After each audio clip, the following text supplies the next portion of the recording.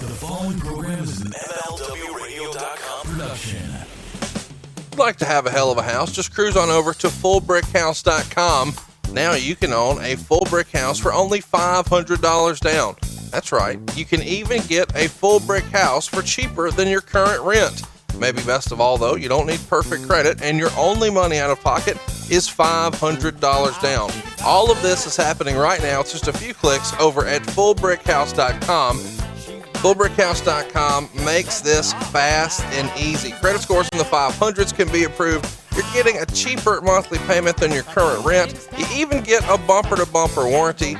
And even if you're stuck in a lease, you can still figure out a solution at fullbrickhouse.com.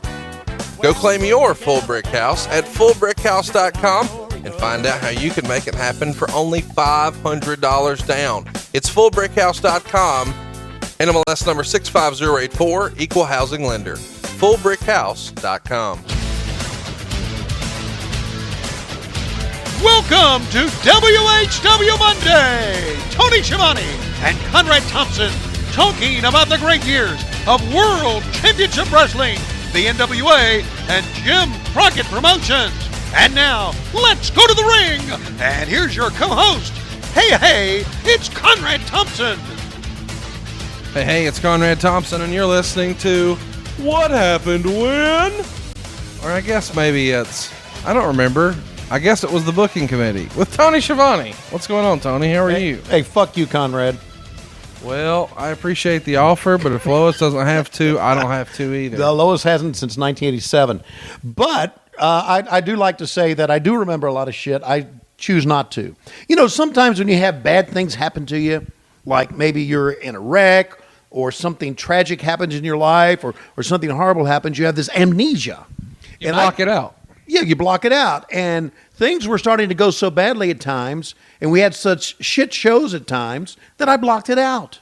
So now this is, I can't remember with Tony Schiavone. No, I remember everything now. It all came back to me like a lightning bolt. So it's almost like out of a movie. Yeah, it is. Wow, were there little people involved? Was there a bomb on a boat? Yes. Did lasers shoot out of your eyes? There was a midget eating a donut. Wow. That I remember, yes. Okay. Am I allowed to say midget? Well, we just did. Okay. So we're referencing, of course, the worst show we've ever done. It Bull was, fucking shit. Stunning The Steve downloads Austin. were big, okay? Yeah, the downloads were big. We killed the town last week. Hopefully you stayed put long enough to hear the last 20 minutes. That's where business really picked up, and we're going to try to cut through the bullshit today. And we're going to celebrate the 20-year anniversary of Halloween Havoc. So this is going to be one of those Mystery Science Theater 3000 style shows. We want you to go ahead and fire up the WWE Network and watch along with us.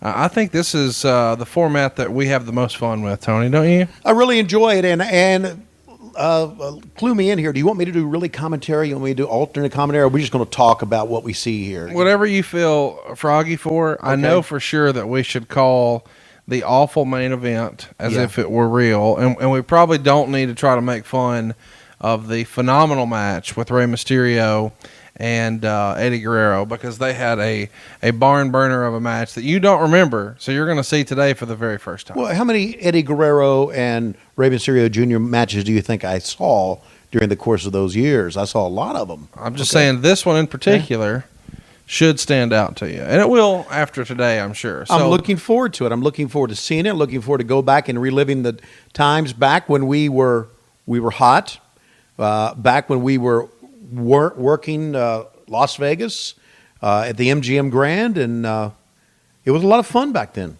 Conrad, it really was. So fire up your WWE Network, and we're going to tell you when to press play. And in the meantime, go follow Tony Schiavone on Twitter. He's blocking fewer and fewer people than ever before. At Tony Schiavone 24 is where you can find him there on Twitter. I am at Hey, it's Conrad, and you can follow along with the show over at WHW Monday. And stay tuned to our Facebook as well. It's facebook.com/WHW Monday. Dave Silva makes us look good there. And, of course, Matt Kuhn is making us sound good here. So hopefully you're ready now and you're ready to fire up the WWE Network. We're going to go back to 1997 in honor of the 20-year anniversary of Halloween Havoc 1997. And don't forget, next week is the episode you've been waiting for. It's Halloween Havoc 1995. And what's the one highlight that people are going to be most interested in from that, you think, Tony? The Yeti! Tell your friends it's the moment you've been waiting for since you first heard that Tony Schiavone had a podcast all about Halloween Havoc 1995. It's going down next week. And in the meantime, we should tell you, as you're firing up your network here, you can pick up a shirt at lowestrules.com. And when you pick up a shirt, you actually give them a call and thank them, right, Tony? I sure do. And I've had a chance to talk to a lot of people this past week. The Georgia Bulldogs had an off week, a bye week, as we're recording this. And so I appreciate it, and I really do. And I really have, Conrad. First of all, I do need to say as a shoot, I've enjoyed what you and Dave Silva and lazy-ass Matt Kuhn have all done for me and my family. It means a lot. Getting back into this, it's been a lot of fun. We've had a lot of laughs. We enjoy what we're doing. And I think that comes across, that we enjoy what we're doing. Well, yeah, and we enjoy, as wrestling fans, that you're back in and talking about wrestling. And if you missed it, you should go check out MLW.TV because you can see Tony's return to calling wrestling matches. It happened this month at MLW.TV, and you guys have another event coming up in December, right? Yeah, December 7th, back at the Guilt nightclub, and, of course, tickets are on sale for that event. I had a great time last time, but what I was getting to is that by calling the fans and being able to talk to them, right, it enables me to reconnect with people who were fans of mine, and I really appreciate it. So that has been a big part of all this. I wish I could talk to more people. I really do. And I'm not saying I'm just trying to get you to buy a T-shirt. I just really would love to talk to more people who are just fans of what we did back then. We did a lot of bullshit back then, a lot of things that sucked, but we did a lot of things that were good back then. Because if we didn't do good things back then, fans would not remember it fondly. Right? It almost feels like you're about to break out in a book. It was the best of times. It was the worst of times. Thank you for throwing water on my sentimental moment. So you and Dave Silva and Lazy Matt Kuhn can go fuck yourself. Well, and if you would like to tell Tony to go fuck himself, go pick up a shirt. LowestRules.com. We're trying to fund this wedding, and then I'm out of podcast hell forever. So go pick it up. It's LowestRules.com. Yes. Hopefully by now we've stalled enough for you to have the WWE Network fired up. Tony, are you ready? I'm ready, Conrad. I can't wait. Let's go. I know my memory bank is working overtime. Woo! So go ahead and press play right now.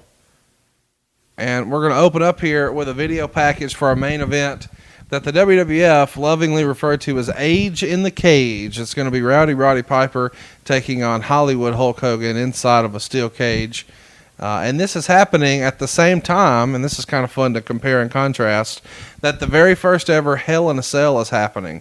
Hell in a Cell went down for the WWF with The Undertaker and Shawn Michaels at Bad Blood in October of 97. And here we are. Same month, different company. It's not Shawn Michaels and Undertaker. It's Roddy Piper and Hulk Hogan. What'd you think? Well, let me ask you this, and this is directing it to the WWE or the WWF back then. How much older were Piper and Hogan than Shawn Michaels and The Undertaker back then? Well, they were older, but they're not nearly as much older as everyone imagined. Exactly. Yeah. Exactly. So I can understand where they're going with this. I don't think it worked. I think really Hogan and Piper were megastars at this time. And it was one of those things, again, where we keep pulling the guys from the other side, and it makes it look like what it really was, a war. I don't know how much we paid for these pyros and all that. This is bullshit. You don't need this stuff, do you? No, you don't. Go ahead. I don't think you need it, but I do think it's a cool presentation. I think a lot of old school wrestling fans miss these pay-per-view specific style sets, and I love the Halloween Havoc look. And let's talk about what you guys are wearing. Of course, we're seeing the announcers here. We've got Dusty on the left. You're in the middle, and the Brain is on the right. It looks like the Brain is on to you. His chair is the same height as yours. Damn right.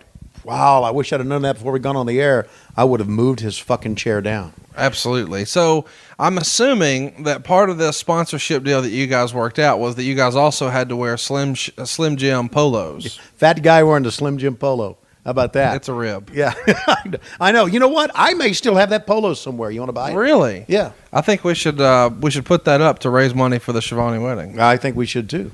So Slim Jim works out a sponsorship here. I know they sponsored the 96 one and the 97 one here in a big way, and they're both at the MGM Grand. So how is this perceived to you, a longtime WCW employee, that you guys are running a pay-per-view in Las Vegas? That's got to be a big deal, right? We were all pumped up about it. Of course, we're all thrilled about running Vegas, and we all spent time beforehand. Now, remember, this is like 8 o'clock Eastern time, so it's 5 o'clock. Right. So it's the afternoon there, so you've still got plenty of time afterwards to hang out and have a good time. Hit the casino. And as we moved on, I got so tired of Las Vegas that I would leave after one of these events and take off on the red eye to get back because I didn't want to lose any more money. But we were all excited about being there. And, this is kind of, if you think about it, it's kind of cheesy. We all got the Slim Jim's logo on, and we got the Slim Jim's logo in front of us, but I don't think that's cheesy. I think that's good branding. Yeah, exactly. It was money. We enjoyed it. And we had great crowds here. Always had great crowds. See the signs and everything. It was just excitement about not only us back then, but it was excitement about the business. Now, if there's anything that make you to quell your excitement, it's seeing this motherfucker walk in, Sonny Ono. Sonny Ono here is with Yuji Nagata. How would you describe Yuji Nagata's chest protector gimmick here? Yeah, it looks like something out of maybe one of the Ninja Turtle movies. I was going to say he looks like a Power Ranger of sorts. A Power Ranger. He looks like Super Shredder without the helmet on. Super Shredder, kill all the ninjas. How about IRS with the tucked in T-shirt? I heard that Nick Houseman ribbed Eric Bischoff enough about tucking in his T-shirt that Bischoff quit the fucking podcast business. What? Did you hear that? I did not. Yeah. Well, what the fuck is Nick thinking? Well, who knows? Check him out, WrestleZone.com. Okay. Ultimo Dragon, one of my very favorite performers at the time, and I know you're going to make fun of that, but I thought this guy had great matches. He was entertaining to watch. He has an interesting look here. I dug that the Ultimo Dragon was here with you guys. Yeah, I did too. And there's a story behind this, and I want to talk about. We've discussed this before. I never knew what really to call him. Was it Ultimate Dragon or Ultimo Dragon? And no one could really tell me one way or the other. So I think we went with Ultimo there. But I think in earlier pay-per-views, we went with Ultimate Dragon. You did. You went with both. And I'm wondering, when you said nobody ever really told me, did you ever think to maybe, I don't know, ask him? Yes, I ask a lot. And what did Mr. Acai say? Well, he would say, "You short fat man, leave me alone." Okay, you leave me alone long time. Okay. So a very young Charles Robinson here with the Pompadour. Yeah. Charles is kind of early in his run here with you guys. Yes, he's 60 years old here. Yeah. Mm-hmm. I mean, he's kind of like the Benjamin Button of professional referees. Yes, he is. Yes, he is. I guess my question here is, do you remember Charles being a fan? You can see Charles front row for pay-per-views way back in the day as a huge Flair fan who would make signs and bring them to the shows. Really? And now he's worked his way inside the business, inside the ring. Man, I'm glad I wasn't running the business because I would never get a guy with a sign on the front row and make him a referee. Well, weren't you once upon a time a fan in the front row? Yes, I was. Okay. So I was asking. Okay, there you go. Well, great maneuver this time by the Ultimo Dragon or Ultimate Dragon, whatever you want to call him. He did a lot of good stuff, and he was a good kid. But here's the problem with all this. The fans weren't into this, and they should have been because it was good stuff. Well, but I don't think they have a reason to be emotionally connected to Yuji Nagata. They know that Ultimate Dragon has a cool look. Yeah. He looks like a superhero, and he certainly has a superhero moveset. Yeah. And how about this little Jack Gallagher before Jack Gallagher was a thing? Exactly. Ultimate Dragon was an innovator and fun to watch. I remember seeing him. I think one of the first times I saw him wrestle for you guys, and I'm sure it happened before, but I remember his Starrcade 96 match when you had that in, I guess it was Nashville, and he was wrestling Otani, and I thought that was just a barn burner of a match. And Otani was not somebody that I had seen much of, but I'd heard about him. I'd seen some Ultimo Dragon on tapes, but never here for WCW at the time. I was fired up about it, and I always thought this was a great way to get a pay-per-view started because you had a lot of fast-paced action. A lot of fast-paced action, and also a lot of what they call in Japan, and they really talk about it more now. We didn't back then. What they call strong style, really. Look at you! Really, somebody's been watching that MLW shit. Okay. You've been studying up, haven't you? Yes, man. I'm kind of back into this stuff. Thank you very much. I can't believe you just said strong style. Strong style, yeah. I like strong style. It's snug, right? You see that? That side headlock is snug. Dropped him down on the back of his head. A lot of these things in a strong style match, they're not working punches and they're not working holds. They actually are snug. Steve Regal was good at that. Some old school wrestling folks, though, would say that Strong style is fucking stupid because it's supposed to look like it hurts and not actually hurt. It's not supposed to look like it doesn't hurt and then wear you the fuck out. Yeah, because Heenan used to always say, and I remember talking to Regal about this because Regal used to do some of that what I call stiff shit, and and Heenan would say, your lordship, the fans can't feel it; they can only see it. So make it look good. Don't make it feel bad. And he used to get on him all the time about that. So, hey, so I'm curious when you mentioned, what you called with Regal the stiff shit. Yeah. Did Klondike Bill have any good stiff shit memories? Klondike Bill was stiff all the time. Really? Yeah. And when he wasn't stiff, his tongue was a working. It's good to know. And just think about that for a while. So let's talk about the crowd. You mentioned it here. By the way, I want to let everybody know that our cat bath, just as we're talking about this, T-shirts are available at lowestrules.com. Lowestrules.com. Cat bath is going to be number one with a bullet. But in the meantime, the number one seller over there is Tommy Young. Sported by even the WWE's own Zack Ryder this week on social media. Shout out to Zack for showing the show some love. If you haven't seen Zack in the shirt, check him out over at facebook.com/WHW. A very underused talent, I might say, in the WWE. Underused. Sonny Ono or Zack Ryder? Zack Ryder. So I kind of feel like you had a little bit of animosity towards Sonny Ono. No, not at all. I just trying to be funny and reverent. Sonny and I got along. Sonny was... look at the crowd. They're distracted. Everyone's looking left. Is this most likely a fight or boobs? It's a fight. So, fans... we think of Las Vegas as glitter and stars, but there's a lot of unruly fans in the Las Vegas area. Well, here's why. Because there's free booze in the casino.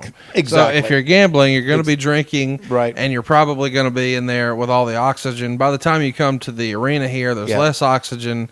I don't know that everybody knows that, but they pump oxygen onto the casino floor because they want you staying in there awake and alert and gambling and drinking longer. I didn't know that. Yeah. That's not an urban legend. No, that's real, man. Wow. So check it out. That's what everybody was looking at. Maybe it wasn't a fight. It was just derelicts. It's Raven's flock. And believe it or not, one of those guys actually got to marry Tori Wilson. Who'd have thought? Yeah, I know. The ugly one did. Yeah. Here we go. Call this move for us. Okay, this is a springboard into a acai moonsault. Look at you. How about that? Wow. All of you guys who say I'm not inside, not remembering things, all you guys can go fuck yourself, too. Sonny Ono. What's your favorite Sonny Ono memory?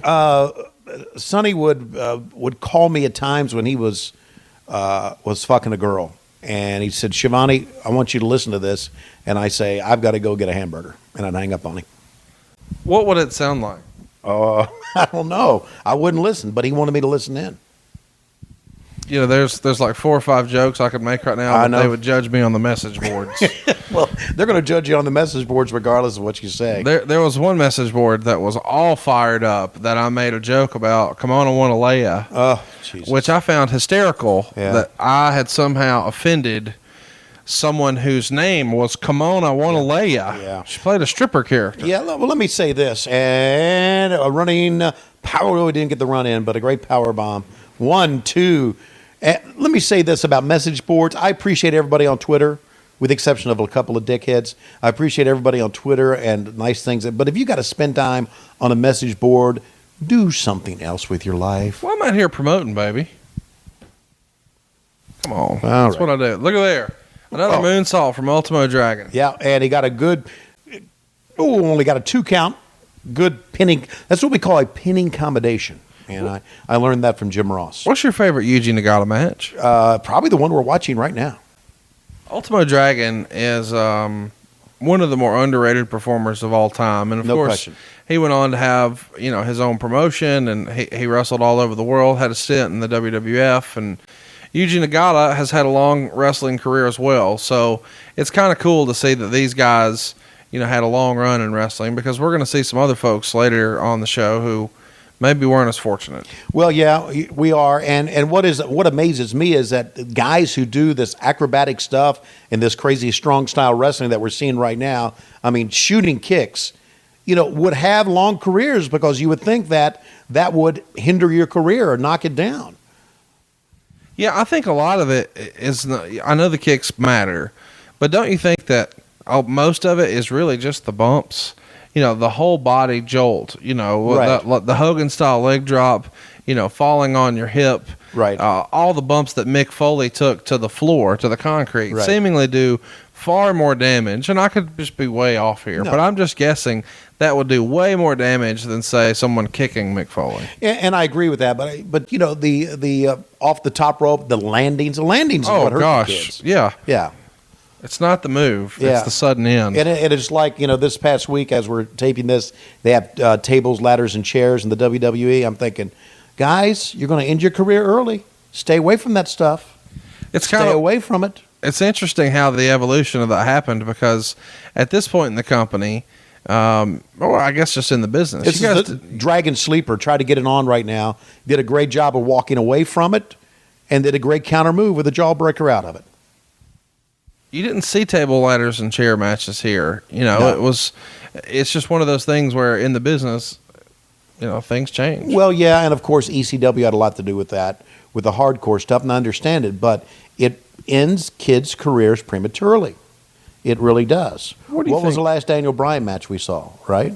Yeah, it's been a while. Yeah, and it was, wasn't it the Money in the Bank on a ladder and reaching for the thing? And it wasn't, but he did have some crazy okay. matches like All that. right. So, yeah. So, I understand this, and I get it. You try to do something different, but look, we all know it's a work. Okay, do something else. Series of kicks, front leg back kicks, that time by Ultimo Dragon. And he's doing a great job of, as you notice, and I love this about him, of still selling his left arm as he's going up. See, he's holding the left arm up. Oh, my goodness. What's he going to try here? What a maneuver this is going to be. Whoa!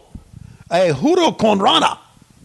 Whereas Ric Flair would say, I have a Corona off the top rope. And he had many.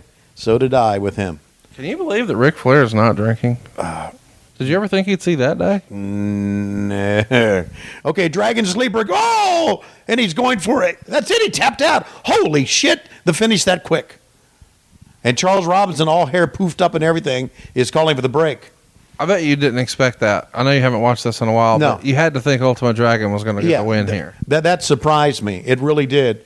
And another thing I didn't understand here was if we took a shot of Raven's flock, right, walking down, where in the fuck are they now? Yeah, we Did haven't they just seen them disappear? again. We assume that they're, it's Sonny Ono attacking the arm. Well, Sonny had a great, legit martial arts background. Well, he made that look good. Yes, he did.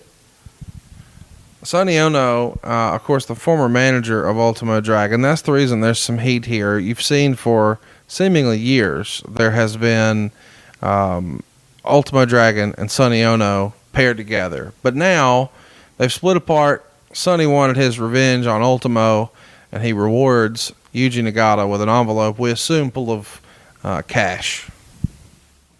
Maybe traveler's checks. Yeah, absolutely. Or chips for the casino. There you go. Which you should never put in your mouth because you will get hepatitis. You never know where those chips have been. I thought this was a great job by selling the arm, just like you said. Yeah. They pointed it out the whole time. You didn't even remember the finish. Right. But you were like, look how he's selling the left arm. And now seeing the finish, right, masterfully done by Ultimo Dragon. And just working on the left arm continually. Stiff kick by Sonny Ono right there. And I think a great way to start off pay-per-view. How old were you at this time? 16 years old. Wow. How old was Dave Silva this time? 42? Dave Silva's very, very old. Okay. And now we go back to WCWWrestling.com. Mark Madden, who, a lot of people hate Mark Madden, always liked him, always enjoyed working with him. He worked pretty hard. And, of course, if you put Mark Madden... Who's the fellow on the right? Is that Ross Foreman? That is not Ross Foreman. Who is that? That's the kid that Eric brought in, who became a part of... Oh, that was like the little Wonder Kid, the 18-year-old. Yeah, yeah. Well, I can't remember his name. I don't remember either. But we've covered him on an older show. Yes. So here's what we've got. We've got Disco Inferno, who's being challenged by Jacqueline here, and he, of course, is the television champion. And they were at a little bit of an impasse, kind of behind the scenes.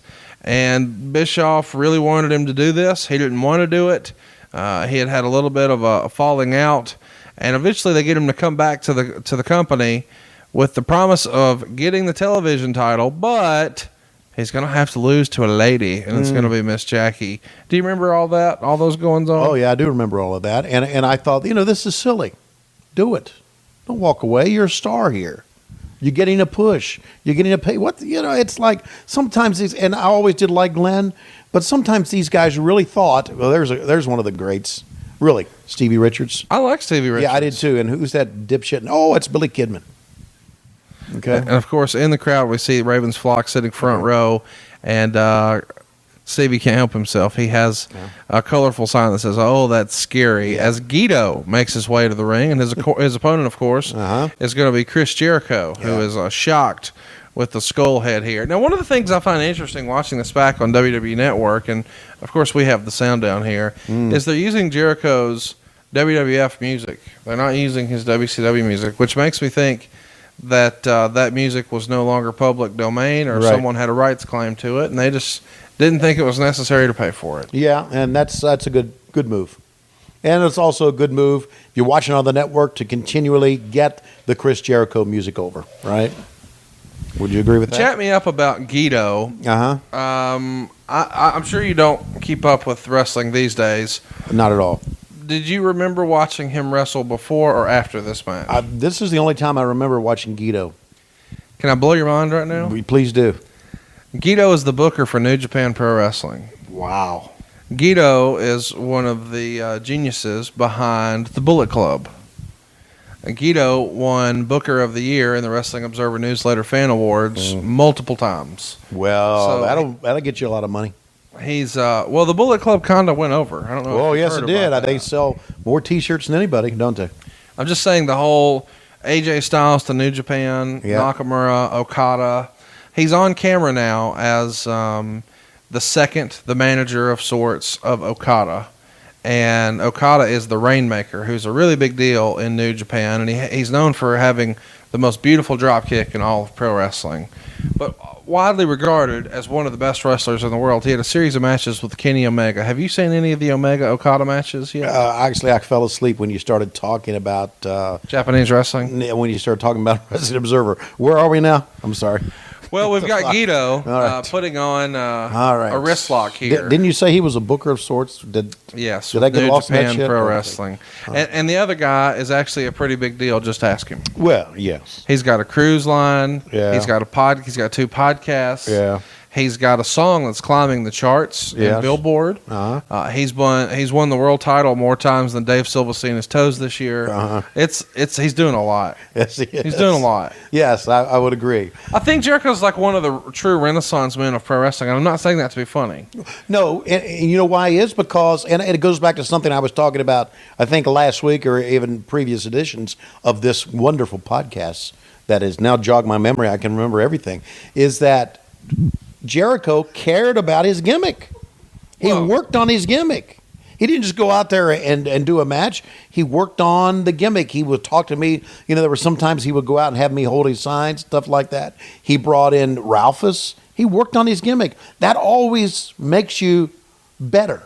I believe that. Well, I think the other thing that maybe gets overlooked is Jericho's A, not lazy, and B, he's willing to put in the work, not just in terms of... I think we're saying the same thing. Well, we are, but here's what I mean. I mean in terms of promoting yourself. A lot of guys think that my job in wrestling is to stay in shape and have a good match. Right. And Jericho understands, well, no, you've also got to promote yourself. You've got to make appearances. You've got to do interviews. You've got to... So Jericho has, his finger in 38 pies. Not like Klondike Bill, but you know what I mean. Absolutely. Klondike would just do one pie at a time.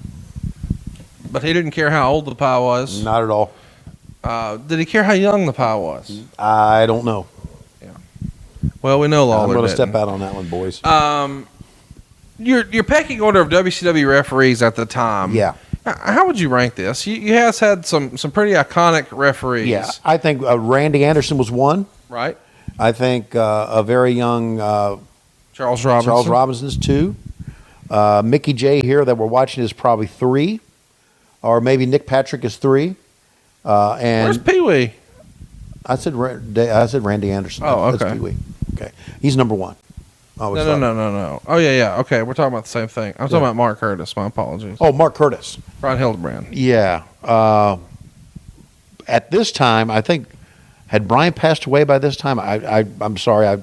I can't remember my timeline or No, not. I don't think he's passed away here. Because he was really sick, as we know, and we all went to Knoxville to see him and went in the ring, and Heenan and I did, and he was such a great kid. Anyway, here's a cover by Gedo, and he comes out of it. He's thinking right now, boy, I'm just going to book some shit down the road and stay out of the ring. Brian Hildebrand passed away in 1999. 99, okay. So he's still with us at this point, and Right. one of the finer But referees. he's pretty sick at this point. Yeah, So I'm not so sure how much he's working. We should mention that first match that we saw with Yuji Nagata and Ultimo Dragon got 3 3/4 stars. Oh, good. They went 9 minutes and 42 seconds. How many stars would you give that match, Tony? I would give that 4 stars. I don't know why Meltzer would lop off a quarter of a star. What the fuck? Okay. Maybe What does a quarter of a star mean in his world? I mean Sonny Ono was involved. Okay. I'm just. I don't get the quarter star bullshit. But if you want to give him a quarter star, give him a quarter star. How would you describe the action here? Whoa! Great fallback that time by Chris Jericho. Jericho slowly getting up. Gedo slowly getting up. Love that name, Gedo. Oh! You want to do some New Japan Pro Wrestling stiff shit? How about that clothesline? That's there. Chris had that rock star look, didn't he? Nice smile. Looked like he walked right out of a Van Halen movie. Van Halen movie? A movie. What would they do in this Van Halen movie? I'm sure to be a lot of singing, a lot of fucking. Singing and fucking. Sounds like a Klondike Bill love story. Without the singing. You know what? That would be if y'all were a duo. Because you like the musicals, and we know what he likes. If you guys were a tag team, it'd be singing and fucking. Yeah, he would just be doing it over here, and I would be singing about it. Klondike Bill. Can you do a Dusty impression? Klondike Bill. Giving a cat bath. Klondike Bill. On top again. Do you know any show tunes? Yeah, I know a lot of them. Can you do one and just change a few words to include Klondike Bill? Okay, let me think of one here. I have no idea what just happened, Okay. but I'm not going to rewind it to show you because it'll mess up our listeners. Okay. But these guys just had an aneurysm off the top rope. Wow. And everyone lived, but Gedo, just in case, is Yeah. like, let me take a fucking powder. Absolutely. Wow. So let's get back to what's important. Okay. Show tunes. Show tunes. Klondike Bill. Klondike Bill. Klondike Bill is the Klondike. Oh, right in the midsection. Where the old man comes a whipping round the corner with his tongue hanging out and his pants half down. It's a Klondike Bill. Klondike Bill. I like it. People love when you sing, so I'm just going off the Ready to Rumble feedback. We know he's a lovable pervert, and we'd like more stories about him, don't you know? Oh, landing on his feet that time. Klondike Bill. Yo, the Klondike Bill. Yo, a Klondike. I don't know what the fuck is going on right now. What's happening? We're live in my living room right now. Silva is chuckling like an 8th grade girl, trying not to be heard on You camera. wanted me to do it. That's from Oklahoma, by the way. One of the great musicals of all time. I couldn't tell based on your rendition. Oh, watch it. Oh, he's got it on. Yes. Yes. So they called that the Walls of Jericho in the WWE, but here, what did you call it? Do you remember? We called it the Lion Heart something or another. Lion Tamer. Close Lion enough. Tamer. Okay. Yeah. So there you go. The fans are digging it. And notice how far set Wow. back the front row is from the guardrail. I found that interesting because a lot of times it's like right upon your knees. Right. Would that have been an MGM request, do you think, that their event center No, wanted that was be able to fit the cage in. The cage, we're just going to come down. The cage. Look at this move right here. Call it for us. Oh, jeez, that's called a break of my fucking neck move. How about that for shit. strong style? That to me just looked like a mismove and a chance for Jericho to put on the Lion Tamer. Don't you think that some of that has to just be lost in translation? You know, there's a language barrier. I mean, one guy speaks Japanese and one's English, Look, so everything's not done perfectly. And now here is Mean Gene Okerlund. You know, he made a lot of money back then. rocking a vest, by the way. He's looking like a pimp here. Gene was tremendous. How excited are you? The queen of WCW, Deborah's here. Is she does she have the most annoying bitch character in the history of the world here? She was pretty good at being the queen of WCW, I would think. And you do realize, as a shoot, that she got a master's at the University of Alabama, Tuscaloosa. What did she master? Criminal justice. Master in criminal justice. She got her degree just recently. Maybe she did that so they couldn't sue her for stealing WCW's money here. Wow. I'm not going to say that. Deborah, I love you, honey. It's a fucking joke. Okay. Why is everybody so sensitive? I'm not sensitive. I mean, Well, when it comes to Deborah, I'm you kinda just sang Oklahoma, and now we're getting real? Like, what the hell? So, want me to sing something from My Fair Lady? well, first of all, let's talk about this fair lady. We could have Montgomery danced McMichael. all night. We could have danced all night and still have room for more. She had them big old boobs. Keep going. No. You can't hit a high spot and to go for the cover. That's it. Keep going. I may start choking again. I won't save you this time. Thank you very much. All right, we're in the midst of a husband and wife little argument. And he says, hey, I want my Rolex back. I want my diamond ring back. And I want back my credit cards. And she says, I deserve all that because I had to deal with you and your family and all that. And look at her face. Like, Yeah. is this the most confident, resting bitch face of all time? It is. I loved her and still do. Absolutely. I'm not saying she's a bitch. I'm saying her character. Her character's a bitch. That's what I was saying. I mean, the queen of WCW, was a great bitch character.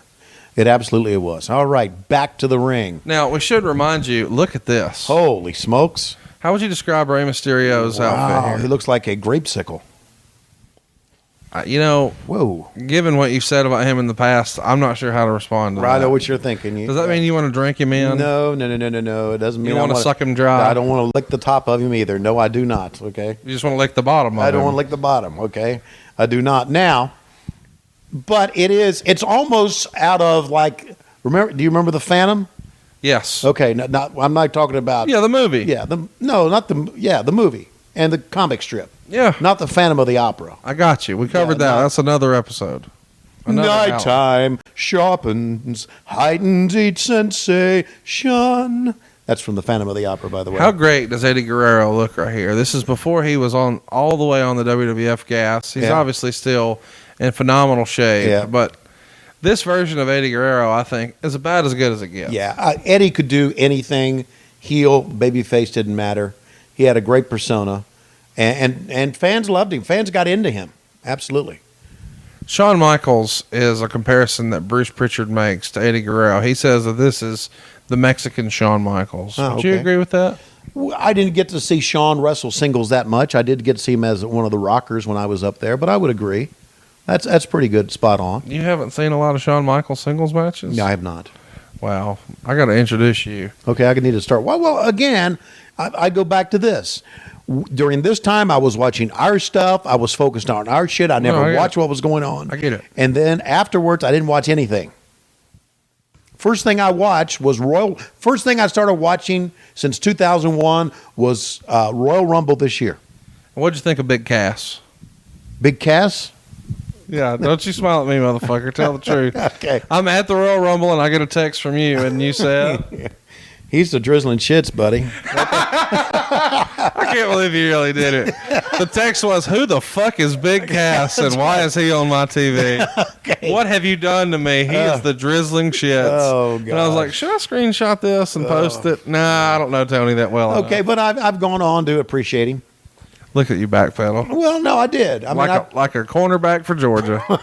All right, so boys and girls, this is one of my favorite all-time matches. Yeah. And if you think your taste in wrestling is similar to mine, if you've never seen this or you haven't seen it in a long time, even if you're not watching along with us, go out of your way to watch this. And it kind of slipped Tony's mind, but I'm going to have Tony pay extra close attention. Wow. The stuff they do here, the Christmas of the spots, it's unbelievable, man. Yeah, and the speed that they do things helps accentuate their moves. I mean, they just go fast. They go, as we would say, full bore. It's just absolutely tremendous. Well, and it's really hard to poke holes in most of it. And I know you don't like Lucha because you think some of it's nonsensical. But look at that. Yeah. I mean, a huge back bump to the floor. And I think some of this gets overlooked because that's a bump that a lot of people would say, oh, it's a Mick Foley style bump. But here's Rey Mysterio doing it in 1997. Oh, and they go right outside, head first, into the steel steps. I'm telling you, that was head first into the steel steps. That wasn't a work. No. I mean, they're really getting after it. This is, you used the word earlier, this is strong style right here. Strong style stuff. Both guys can really go. Eddie was, look at that, so tremendous. He knew enough to, when he was in the air, to be able to contort and move, to make the move look and seem even better than it was. This is really kind of a precursor to modern wrestling and the way the WWE style has evolved, especially at like an NXT level, a Ring of Honor level. I mean, just real innovation here. And those European uppercuts are something serious, man. These guys are laying it in for real. And it's probably because they're so familiar with each other and have worked so many matches together. There becomes a level of trust between the performers, and that's usually what leads to great matches with the Steamboats and Flairs and such, right? No question. Trust, friendship, being able to know each other's move. Oh, my goodness. And not only that, do some improvising. There's a lot of improvising going on here. And I like improvising because I always thought that guys, we would go out early in the day. I've said this before, go out early in the day when no one was in but security and us, right? We would go out early in the day and we would see guys go in and rehearse moves and stuff. And for inexperienced guys to rehearse shit, Billy Silverman, by the way, the referee here, to rehearse shit, and then they'd miss a move and the whole match was fucked.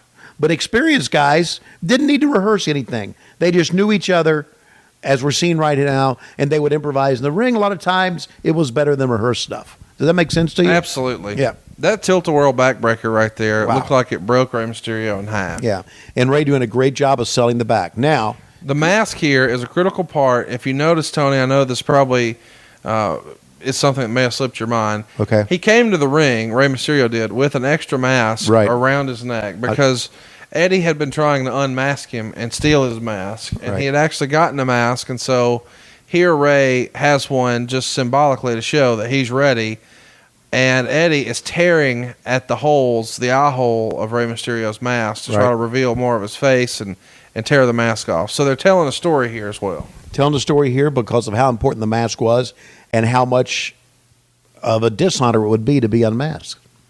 As a reminder, this is for the Cruiserweight title. Of course, this is years before either one of these guys would go on to be world champions. And I think a lot of people in 1997, just given the way wrestling was at the time, it was still very much a big man's territory. Let's not forget the main event is Hulk Hogan and Roddy Piper. I don't think a lot of people would have believed at this point that both of these guys are going to be the WWE world champion at some point. Yeah, well, I agree with that. Also, I need to say here something about Kalisto. Yeah. When he won the Cruiserweight Championship of the WWE, and fans remember, he had his back to the camera and he said something about Eddie Guerrero, which I thought was tremendous. Dedicating the win to Eddie Guerrero or something like that. Absolutely. You know, Eddie just recently would have celebrated a birthday. And, he left us far, far too early. And there's no telling what his influence on wrestling could have been, not just from the great years in the ring, but imagine the impact a guy like Eddie Guerrero would have down at NXT today in 2017. No question. I always got along with Eddie. We all did. We all loved him. He was just a great kid and had a great personality, a great smile. And then again, that's he was such a great heel, though. Look at this. Oh, did you fucking see that? Oh, my God. That's one of the greatest things I've ever seen in professional wrestling. And look at him standing. We should have shown that again. We should have done the double like they do now in the WWE. Yeah, the split screen. The split screen. Show it again. Fuck, that was tremendous. Just unbelievable, the way these guys are able to work together and some of the stuff they're able to pull off. How many stars does this match get? It should have had 30. Yeah, well, it's probably going to get some sort of quarter bullshit. Oh, my goodness. You're going to be disappointed when I tell you, I'm sure. Okay. 4 3/4. Why not give him where's the quarter gone? Where did the quarter go at? Somebody's ass? There's a little bit of a debate here. I guess I should mention, since we're talking star ratings, Gedo and Jericho got 3 stars in the Observer for their performance. Okay. And not 3 1/4? That match, no. It went 7 minutes and 18 seconds. So the match was added basically at the last minute, and it was replacing Bill Goldberg versus Ming. So that's what we would have seen, but instead we got Jericho, Gedo, and I got to say that was a much better match. It seemed like it would be on paper. You're right. Meltzer wrote, a few days before this match here with Mysterio and Eddie Guerrero, Eric Bischoff personally called Mysterio Jr. and told him that if he didn't lose the match, that it would be considered a contract breach and he'd be both fired and even threatened with a lawsuit. And you can imagine how how popular Mysterio is with nearly everyone in the company, how that went over. Yeah. No doubt both sides agreed to a compromise at the end. Based on sketchy details from a variety of sources, Guerrero was still going over 1 hour before the show went on the air, but over the next half hour to 45 minutes, Mysterio and Bischoff met, probably with Mysterio Jr.'s agent, Michael Scott, as well, and they apparently came up with a face-saving compromise. Apparently, Mysterio Jr. agreed to lose the match, but at one point, Bischoff agreed to change the finish. In the days preceding the event, there was a lot of speculation that Bischoff would change the finish, provided Mysterio Jr. would agree to lose the mask at some point in the near future.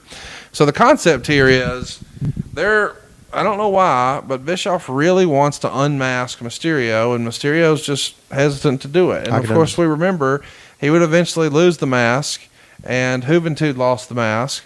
But in Mexico, that symbolized kind of the end of your wrestling career. Just a few months ago, there was a big super pay-per-view for AAA called Triple Mania, and a legend in Mexico lost the mask at an advanced age in his 50s and was paid well over $250,000 at a time when that's not common money in Mexican wrestling. But he lost the mask, and that means a lot. Well, just let me say that, and I knew this was going on with Rey Mysterio Jr. and the mask. Right. And I knew how Eric was very much trying to make us bigger than anything else. In other words, if we told you to do something, we're bigger than Mexico. We're bigger than Lucha Libre wrestling.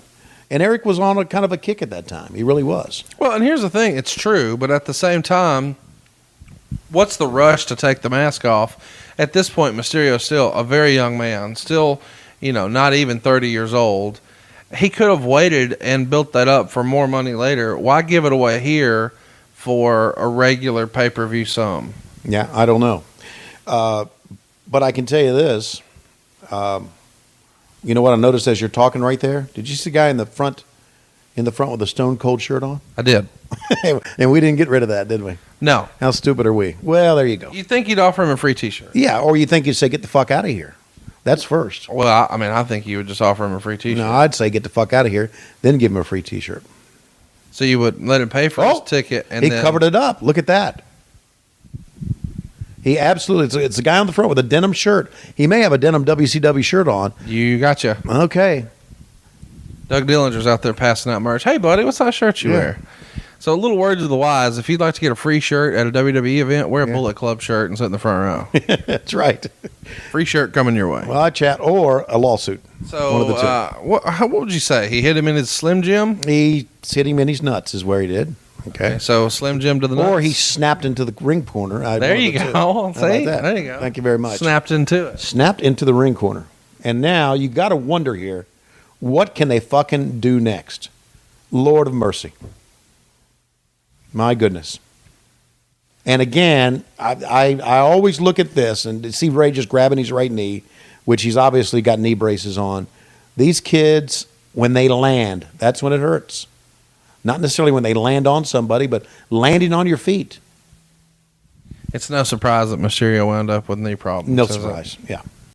You expect knee problems when it's a big fat guy like me. You don't expect knee problems when it's a much smaller performer like Ray. But then you see this, and you're like, one, that makes sense. Two, oh, he kicked out Conrad. My God.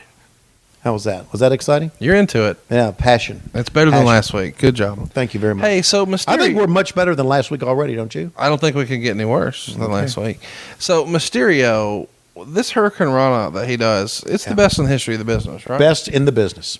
Okay, I'm not going to say history. That's your word today, not mine. I said that enough. Oh, my, look at this. See, and that's improvising right there. That's all that is. Absolutely improvising. They were close to the ropes. Let's do this. We've done it before. Why not? The little stand that you guys have for the cameraman there, well, that was a WCW original. Yeah. What did y'all call that? Did it have a name? Yeah, it was called Fat Man Camera Stand. Was that real? Well, Jackie Crockett. Jackie used it a Crockett lot. was a little heavy at times, and So Eric Bischoff said, "Get over there on the fat man camera stand." yeah, he would say that. I like that. And that was not directed towards Jackie Crockett. That was directed towards the cameraman. Didn't have to move much, right? It's kind of like one of the offensive linemen of the Alabama Crimson Tide will be there, you know. And that wasn't even Jackie Crockett on the fat man camera stand right there. Jackie Crockett will be here for this show, though. Yeah, Jackie's one of my favorite people of all time. Of course, you know, I've talked about how the Crockett's are my favorites and how much they meant to me, but boy, Jackie was great. Jackie didn't give a fuck about anything. Is Jackie a perv? One of the greats. If he was to have a perv off with Klondike Bill, who would win? Well, probably Jackie because Klondike was much older at that time. Oh, I see. He probably had more stamina. Do you see the move set that Mysterio's pulling out here? Yeah. Jesus. How And look at about that power bomb? Absolutely. You know, we're not going to make fun of this, and I know everybody's listening for funny commentary. Right. It's one of the best matches ever. I can't believe this fuckery got 4 3/4 stars. That's right. Where did the This should quarter be- go from? Yeah. Well, I mean, I guess there's a missed spot here or there, but No, holy no, shit, this no. should be 5 stars. It should be 5 stars. The quarter is because he had a hard on for WCW and Eric Bischoff. And he was probably pissed off about Rey Mysterio wanting to lose the mask. And I don't want to talk about that fucker anymore right now. But you can do so much with Rey because he's small.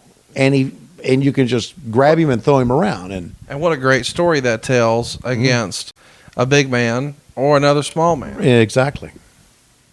You're kind of limited with the stories that you can tell and the way you can position yourself when it's giants, but when you've got a smaller guy like this, Yeah. I mean, it's David and Goliath, one of the oldest stories ever. Yeah.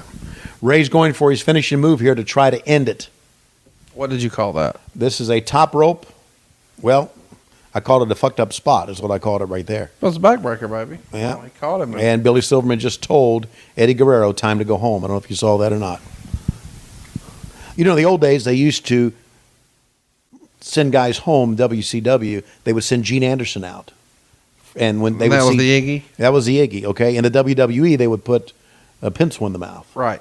Now, in these days, they just had a earpiece in Billy Silverman, and that's when he told him to go home. Yeah, there's all sorts of stuff where guys used to like flip their tie, Right. or put a pin in their mouth, Right. or tug their ear, or Yeah. there'd be something that they were just trying to do to get attention. Here comes the finish here. Let's call this one. Oh, my goodness. It's almost like a running razor's edge here, isn't it? Oh, my goodness. How in the world? So he's going for Splash Mountain off the top. Okay. And Rey Mysterio manages to reverse it into Hurricane Rana into a pinning combination. And he is your new WCW Cruiserweight Champion in one of the better matches of 1997. Probably the second best match of the year, only behind Undertaker, Shawn Michaels, which incidentally happened the exact same month on pay-per-view across the aisle for the World Wrestling Federation. Okay, and so Eddie's not done yet. Fans really erupted on this match because they liked the finish. Actually, they liked everything that was going on. Just tremendous, both guys. Boy, I miss Eddie. And he's soaking in the hate from the crowd as Yeah. Mysterio scoots off with his Joe Marshall-made WCW Cruiserweight title. J-Mart was your belt maker at the time. Did you ever keep up with any of the belt designs? You know, what were some of your favorite belt designs from Crockett and WCW? I've always said that my two favorite belt designs. Look at this. Just that is great teamwork right there. It's one highlight reel after another. It sure is. And look at the fans react. Well, you know you got them when they react like that and they pop like that. I always like the old, what I call Harley Race World Title belt, right? Yeah, the Dome Globe. Yeah, the Briscoes. Yes, the Funks. right. And Dusty. I always like the old United States belt with the red and the gold United States on it, the outline of the U.S. Yeah, the old school. Yeah, I called it the Johnny Valentine or the Blackjack Snooka Mulligan. had it. Yeah. Sarge had it. Right. Yeah. That was my favorite belt. But now it's time for the WCW hotline. You can call 1-900-909-9900. Hey, let's do this. What? If you were to do a hotline plug right now for the current WWE product, and you've got to do a tease for the rumor and innuendo for the current product, and plug the 909 number, what might that sound like? Rumor and innuendo? Yeah, come on. Is there any rumor and innuendo I need to know about? No, I'm just saying you know enough about the product now. Okay. You shit on Big Cass earlier. Okay. You talked about Kalisto. Okay. So, you're familiar. Fans, if you want to hear something about a match that you've seen a million times and probably will see a million times again and we'll see it a million times on a pay-per-view, call 1-900-909-9900. That's 1-900-909-9900. Operators are standing by to take your phone call, and you can bitch about seeing the same match over and fucking over again. Back to you, Conrad. All this at the WWE 99. So I can't believe that Dave Silva has made a graphic already for your tag team with Klondike Bill singing and fucking. So we're doing a backstage promo here, and this is shot straight on, not at an angle and not a weird funny effect, but a chromatic view, so it's black and white. For I guess this promo is sponsored by Just for Men. Look at the hair on Eric Bischoff here. And he is in the back with Hulk Hogan, Hollywood Hulk Hogan, and they're saying that they are not going to be performing in a main event. There will be no main event. He is not taking on Roddy Piper because they need guarantees that Sting is not in the building, and we're going to see how that plays out. Yeah, we are, man. That's, to me, that is just on the edge of your seat cliffhanger shit right there. Well, they've sold the whole pay-per-view based on Hogan and Piper, and now they're not going to do it. 3 matches in, they're going to say, no, we're not doing it. We got your money. We ain't doing it. Thank you very much.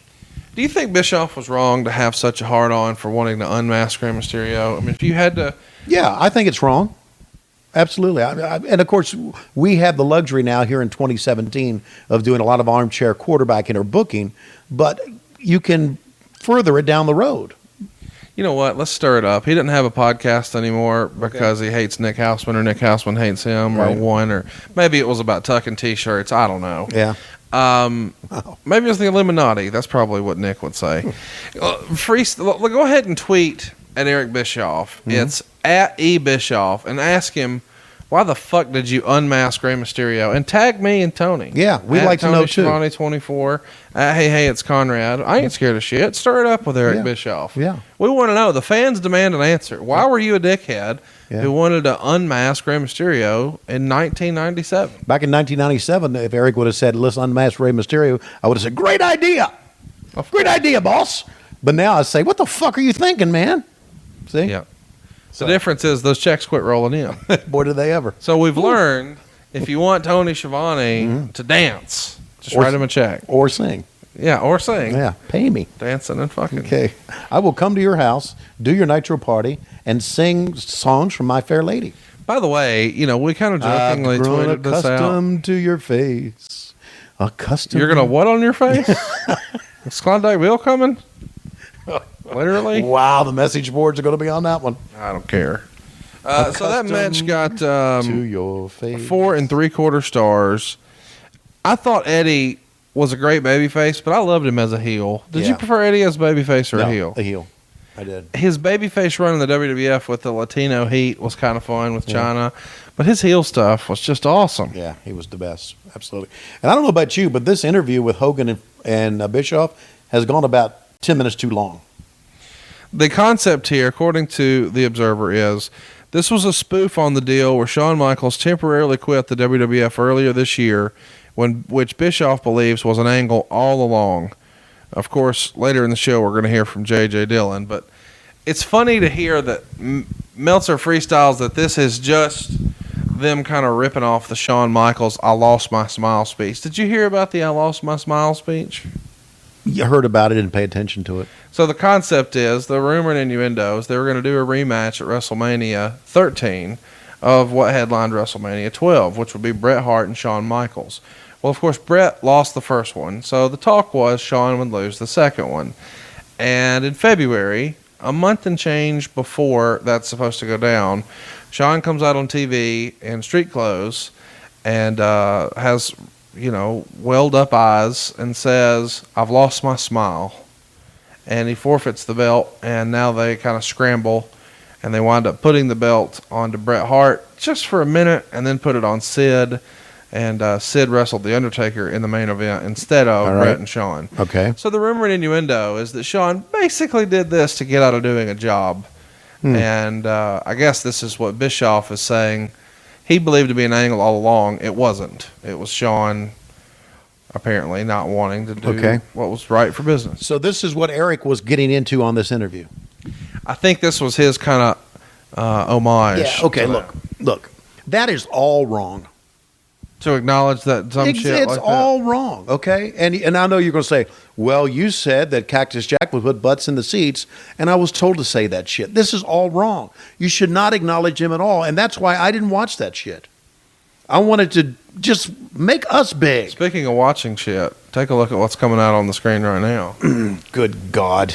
So, if you're keeping up at home, a lot of people probably assume this would be Jeff Jarrett, even though in the interview earlier, Deborah said that her special opponent, her surprise opponent for Mongo, her secret weapon, would not be Jeff Jarrett. Okay. And that's because Jarrett left the company earlier this month. Instead, it's Alex Wright. How would you describe Alex Wright's gimmick here? Well, I would think he would need a protective cup on or something right now. Why? Is Holy Jim Barnett shit. around? Apparently. My God. How did we let him walk out like that? What do you I hate mean? to say that I'm just looking at his package, but I mean it's pretty well outlined there. How would you describe Alex Wright's dong? Good God. So even Raven's looking at it. Jesus Christ. Billy Kidman doesn't know where the fuck he is, and Stevie Richards doesn't care. Do you think Charles Robinson looked at it? Everybody's going to look at it here pretty soon. My God, it's just, look at it. You sound like the guy who's buying a car on YouTube. Would you look at it? Would you just look at it? We sell golf. Oh, my God.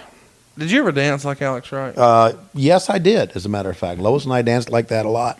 No one is filming right now. Can you just do the dance for Silva and I? We'd love to see. Oh, the dance that I did for Lois? Well, okay, you could do that. I was Okay. hoping for the Alex Wright dance, Okay. but if there's a lovemaking dance, It was something like this. You look like Elaine from Seinfeld right Really? now. Yeah. Well, she made a lot of money. Are you having a seizure? No. Oh. I'm getting into this. I've been singing. You're standing perfectly still but swinging your arms. Why not? I don't know, Look but- cool and don't have a lot of energy. How much Are you longer- still rolling on this Silva? What the flying fuck? How much longer until you're a mall walker, do you think? You got to be getting close, right? Yes, we are. I told Lois, I said, I was walking the mall. And Wait, you really pitched mall walking? I did to her. Yeah, I sure did. You're a fucking mall walker now? No, I pitched it to her and she didn't do shit. Boy, well, she's drunk. You got to do it right before they close. Okay. Just lap around real fast. Meet me at the J.C. Penney's. And you walk past Great American Cookie, God damn it, defeats the whole purpose of mall walking if you're going to the goddamn Great American Cookie. Wow. Snickerdoodle my ass. Get the fuck out of those crafters. They charge too much for glasses. You know that. That hour shit's a work. Gotta call it Broadway. Okay, so we're doing this during a match that doesn't mean shit. It's obvious, but now, again, I'm going to go back to this, all right? Alex Wright can do some great shit, and I know just by talking to him that Steve Mongo McMichael is Matt Lazy Ass Coon's favorite wrestler. I do know that. But here the focus should be, camera-wise, on Deborah. Why? There you go. It's almost like they were listening to you. Yeah, that's right. Great facials, don't you think? Let me just tell you, I think that Alex Wright is a phenomenal performer. Well, I think he's vastly overrated. Underrated. Oh, yeah, underrated. Vastly underrated. Yeah. I think he was given the wrong gimmick. Yeah. He's got a great look. Yeah, but his work is fine. Yeah. It's the silly gimmick that fucked him around. Yeah, it is. And he needs to take that package and stick it back in. I mean, for crying out loud. To me, it's just. You're really fixated on the dog. Well, look. It's like it's a siren. Look at me. I'm Alex Wright. So it's throbbing. You're Yeah, moving I'm your hand like it's a I'm throb. Alex Wright package. Look at me. Hiya. Oh. That's what it looks like. It was now. This wasn't as good. I understand as Kamala's package, but it was close. Let's go ahead and get hashtag Alex Wright's package. Okay. Trending Look, on he's looking Twitter. down. He took a bump, Mongo, just now, and he can't help but look at his package because he doesn't have any underwear on him of this. Because Mongo looks across and he recognizes a 3-point stance when he sees one. Jesus, man. Somebody should have. He grabbed it. Did you see that? Oh my God! He He needed did a something to hold collar on. and elbow tie up. He needed except something to it was hold on to. with Absolutely. dong meat. Yeah, that's right. Absolutely. Did you think this is what your life would be like when you turn 60? Oh God, no. I thought it'd be walking malls. I mean, you could be. Well, day's not If you're over going to yet. spend the night, me and you and Silva could make a couple laps, but I can't promise that Silva and I aren't going to Great American Cookie. What's going to happen? You know the shocking thing about that story? What's that? There's a fucking mall in Huntsville, Alabama. Holy shit. We have multiple malls, I'll have you know. Okay. How would you describe the pose right now? That's right. Look at that. I feel like he's about ready to say, Tommy Young. Lord. My God. What are we thinking? Mongo, is he, where would you rate him as a wrestler? Like, being legitimate on a scale of 1 to 10? Oh, he was, as a wrestler, Yes. he was about a 2. Where's Paul Roma by Was comparison? Paul Roma? Paul about a 5. Okay. Okay. How about Dennis Rodman? Dennis Rodman is a minus 1.5 stars. Carl Malone? Carl Malone was probably like a 3. Carl Malone, in your opinion, is a better wrestler than Mongo? I think so. I think basketball made him more athletic. Kevin Green? Oh, I like Kevin a lot. Kevin was like about a 3 as well. A lot. He's about a 3. And he's a coach of the Green Bay Packers right now, right? So I'm not going to say anything bad about him. Reggie White. Reggie White, oh, may he rest in peace. Reggie was about a 3 as well. All those guys were about as far as they go. Jay Leno. Jay Leno surprisingly was very good. Jay was about a 3, but his band leader... Kevin Thomas. No, it wasn't Kevin Thomas. It was Kevin. Oh, yeah. Kevin Eubanks. yeah. If you go back and watch that match, he was about a 4 or 5. He was really athletic. Kevin Eubanks had the body type of a pro wrestler for sure. Okay, there you go. So now we're into this match, and I'm not so sure what the finish is going to be here. But Mongo doing a good job of doing the things that a guy, former NFL player, big, strong, should do. Just strong stuff. Just knock him down. Alex Wright's doing all the heavy lifting here, bumping feet. Sure he bumping is. feet. Sure he is. And why not? Okay. Now get off the shot, guys, because you're going to.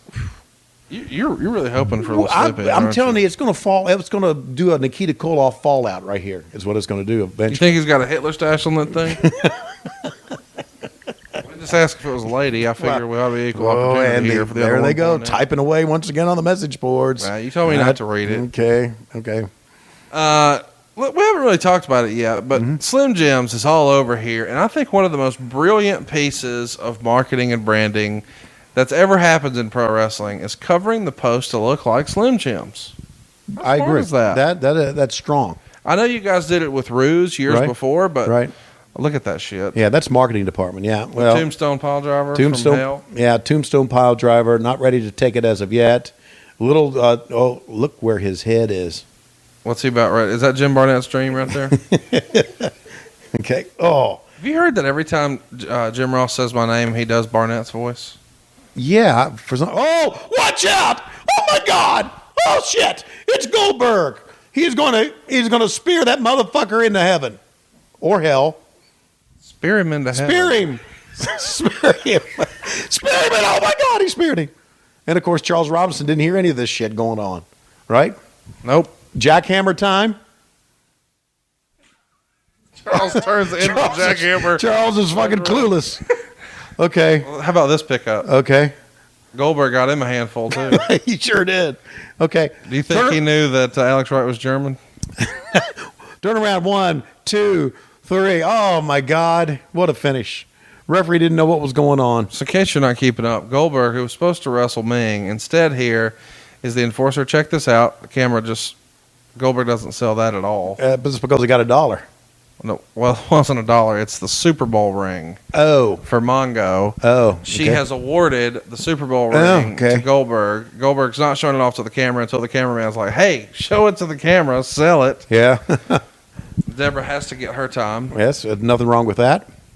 And Alex Wright going to shake Goldberg's hand. Goldberg says, put on a jock strap next time, you dumbass. Oh, man. I wonder if some of these blows coming up here are a little stiff.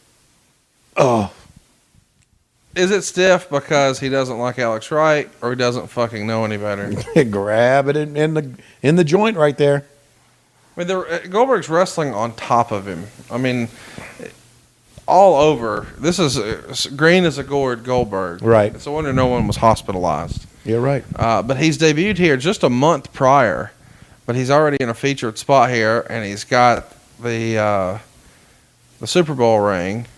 He's trying to come up with a quick one-liner, and he can't. He says, right in the pocket. Mm-hmm. He didn't say anything about the Super Bowl shuffle or anything like that. But, I mean, right in the pocket is where you'd like to be with Deborah, right? Well, in theory, but... In her hot pocket. What? In theory, but I'm way too old now, so I've lost mine. How close was Charles Robinson to almost getting, tackled from behind? That's right. That would have been great. Look at this. Look, he turns right into it. Oh, that's fine. There's a bald-headed guy in the ring now. That's fine. That's right. Now, I still can't watch. But Deborah, what's what's... strength here? Yeah. This is some grown man strength to just pick Alex right up like this. It really is. Just raw strength, man. I'd like to give a shout-out to my buddy Kevin Butler, a former Georgia Bulldog, who was the kicker on the Chicago Bears team. I don't think he ever took a bump like this because, as we know, Kevin Butler was a kicker and is a pussy. Okay. Okay. Did he go to Syracuse? He went to University of Georgia. Oh. Go Dogs. Yeah, you said that. Coming at you. Coming at you. Yes, sir. They're coming at you. Mm-hmm. So check out this promo. The disciples coming after the Crimson Tide. Ooh, yeah. I'm not worried about that. I think it's cute that you think a Saban underling is going to be able to beat Saban. Like, that's not happening. Okay. Speaking of not happening, Macho Man here is doing a promo with no sunglasses. When do you remember the last time he started a promo with no sunglasses? He did a couple promos before this with no sunglasses once he went NWO. I just feel like it's a little weird, given the fact that we've seen him start with so many sunglasses and then sling them off. Yeah. To start without it. Not his best promo here. It doesn't feel like he put much thought into it. He just kind of stumbles through it. But this is kind of his show. Snap into it on the back of his jacket and on his weightlifting belt. And, of course, we're seeing it in black and white here, but I assure you he's all decked out in the Slim Jim colors. Sure. And the rumor and innuendo through the years is that when he came over, he brought the Slim Jim deal with him. Right. And Bischoff has said that made him almost free or just such a great value that he couldn't pass up on him relative to the money that Slim Jim was paying. Is it fair to say that included that Slim Jim deal, in exchange for what they're paid, they got a series of commercials throughout the year on Nitro, but really the sponsorship here was the big payoff? It was the big payoff. Right. Yeah, there was no question. Do you know any details of how that deal came about as far as why Halloween Havoc instead of a Starrcade or a Super Brawl or a Bash at the Beach? Do you know why Halloween Havoc was selected? Yes, I do. We thought at that time, and you and I think, and I think wrestling fans think that because Starrcade was Jim Crockett Promotions' number one event, right? That Starrcade was also WCW's number one event. It was not. Yeah. Halloween Havoc was our number one event. Halloween Havoc was really kind of our It's your WrestleMania. Yeah. And so that's why it was put on that. That was a feeling in the backstage or in the office at that time that it was Halloween Havoc. Most fans still believe it was Starrcade. Yeah. But I wanted to get your take because I've always thought, as a wrestling fan, that Halloween Havoc was almost like WCW's SummerSlam. Okay. But I could get that Bash at the Beach really was, but if you're going to compare seasons. Right. But just this felt like the second biggest behind Starrcade. But Halloween Havoc was always my favorite. I've always thought that Starrcades were overrated. Send your hate tweets. Hey, it's Conrad. But when you go back in time, if I had my choice between watching a Halloween Havoc or a Starrcade, I'll pick Havoc every time. Yeah, well, Starrcade was the big deal until Turner bought the company, and then it ceased being. It became fucking the Lethal Lottery. Yeah, they screwed it up. They screwed it up, yeah. And so they screw it up, and now they make this, the seminal event, the number one event. So Disco Inferno is on his way to the ring here, and he's got iron-on letters on his gear here. He's not exactly breaking the bank on making gear here. Right. But the character is over, and it's always funny because you see in the crowd, there's that chick dancing in the background. Right. There's always people doing these goofy dances, so they may seem silly or stupid or whatever, but people are into it, and Disco Inferno was pretty over. Disco was a guy that did a lot of work on his gimmick. I remember the first time I saw him center stage. The next day I was talking to Eric. I said, this kid has a chance to really get over. The fans respond to him. They react to him. And he said, yeah, I think it's going to be something very, very good. Meanwhile, let's call what he's about to do here. Mm-hmm. Jackie, who I've met before, is a very nice lady. Yes, she is. One of the nicest people in wrestling. Would you agree? I would agree. Loved her. Lord bless her. She has the personality of a fucking UPS truck. Yeah. I mean, god damn. I know. She's just walking out. Well, look, she's... Oh, my goodness. She looks confused. I'm not looking at her face right. But, okay, yeah. I will right now. But how many CCs do you think we're rocking? Oh, man, I don't know. But let me say this. She is inexperienced in this. Okay, she is. Don't you agree? Do you think she got a refund or some sort of a discount? I don't know. But she's inexperienced in this. And wait. She's been in the wrestling business 10 years at this point. Okay, How are you saying she's inexperienced? She's inexperienced. She just is. Well, with wrestling a man on pay-per-view for the TV title, I'm sure. You know, but look she's got to have some. She's got to be very nervous here. She looks very unsure of herself in everything she does. Yeah.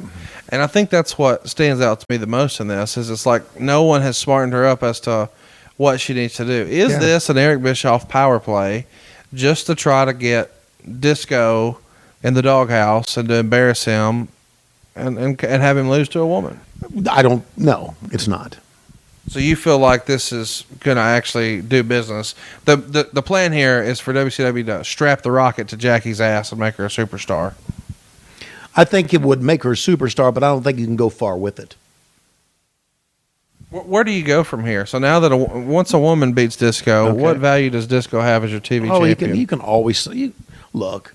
You can always come back with some angle to make Disco look strong. You can. I'm just saying. Let's remember, 2 years prior to this, Stone Cold Steve Austin or Stunning Steve Austin is your television champion. Right. Before him, Arn Anderson. Before him, Bobby Eaton. Mm-hmm. On and on and Tully on. Blanchard, Dusty Rhodes. These are your right. And now it's Disco Inferno, and I'm not disparaging that. Right. But he's about to lose to Jackie. Could you imagine a scenario where Arn Anderson loses to Jackie? But it's a different era, man. It's 2 years later. It's my bad. It is my bad. Yes, it is. It's a different look. Did you realize that Dean Ambrose is over there taking pictures? My goodness. I hope we get a shot of that guy again because I think it was him. But look, I think we put too much stock sometimes. And 2 years can make a lot of difference in the wrestling business. It really can. This is a belt that you guys would have Hacksaw Jim Duggan find in the trash can in a couple of years. And I think a lot of that starts right here. Okay. And as you know, we and I have been talking for how many minutes? And they have not touched each other as of yet. Well, because they're not sure how to do violence against a woman. Exactly. I mean, I get it. It's sort of damned if you do, damned if you don't. If you're Disco, you can't hit her, but you got to do something. And so I think the move here, because I watched this with the sound this week, because I actually do show prep. Mm-hmm. I'm not disparaging anybody. You're disparaging me is who you are. But go ahead. I do show prep too. I know you do. Okay. You look up all kinds of dick jokes before you ride over to my house. Let me ask you this, show prepper. What did Glenn say in his podcast, as he said, keeping it 100? What has he said about this match? I think you should go listen to him cover it. Well, tell me, Why would I do that when our listeners need to go listen and to keep it 100 with Conan and Disco Inferno? Okay. And Joseph Finney, who's a friend of the show. Okay. So Disco Inferno here is going to continue to stall, as I was saying a minute ago. He does this, or I watched this with the sound on. He does this not touching deal until the crowd finally starts to turn on it. And when they do, it's time to go forward. He's milked as much time as he could. I guess this could be like a Lawler independent match in 2015, though, could it not? I mean, it could. Because this is kind of the way a lot of independent wrestling happens. Stall.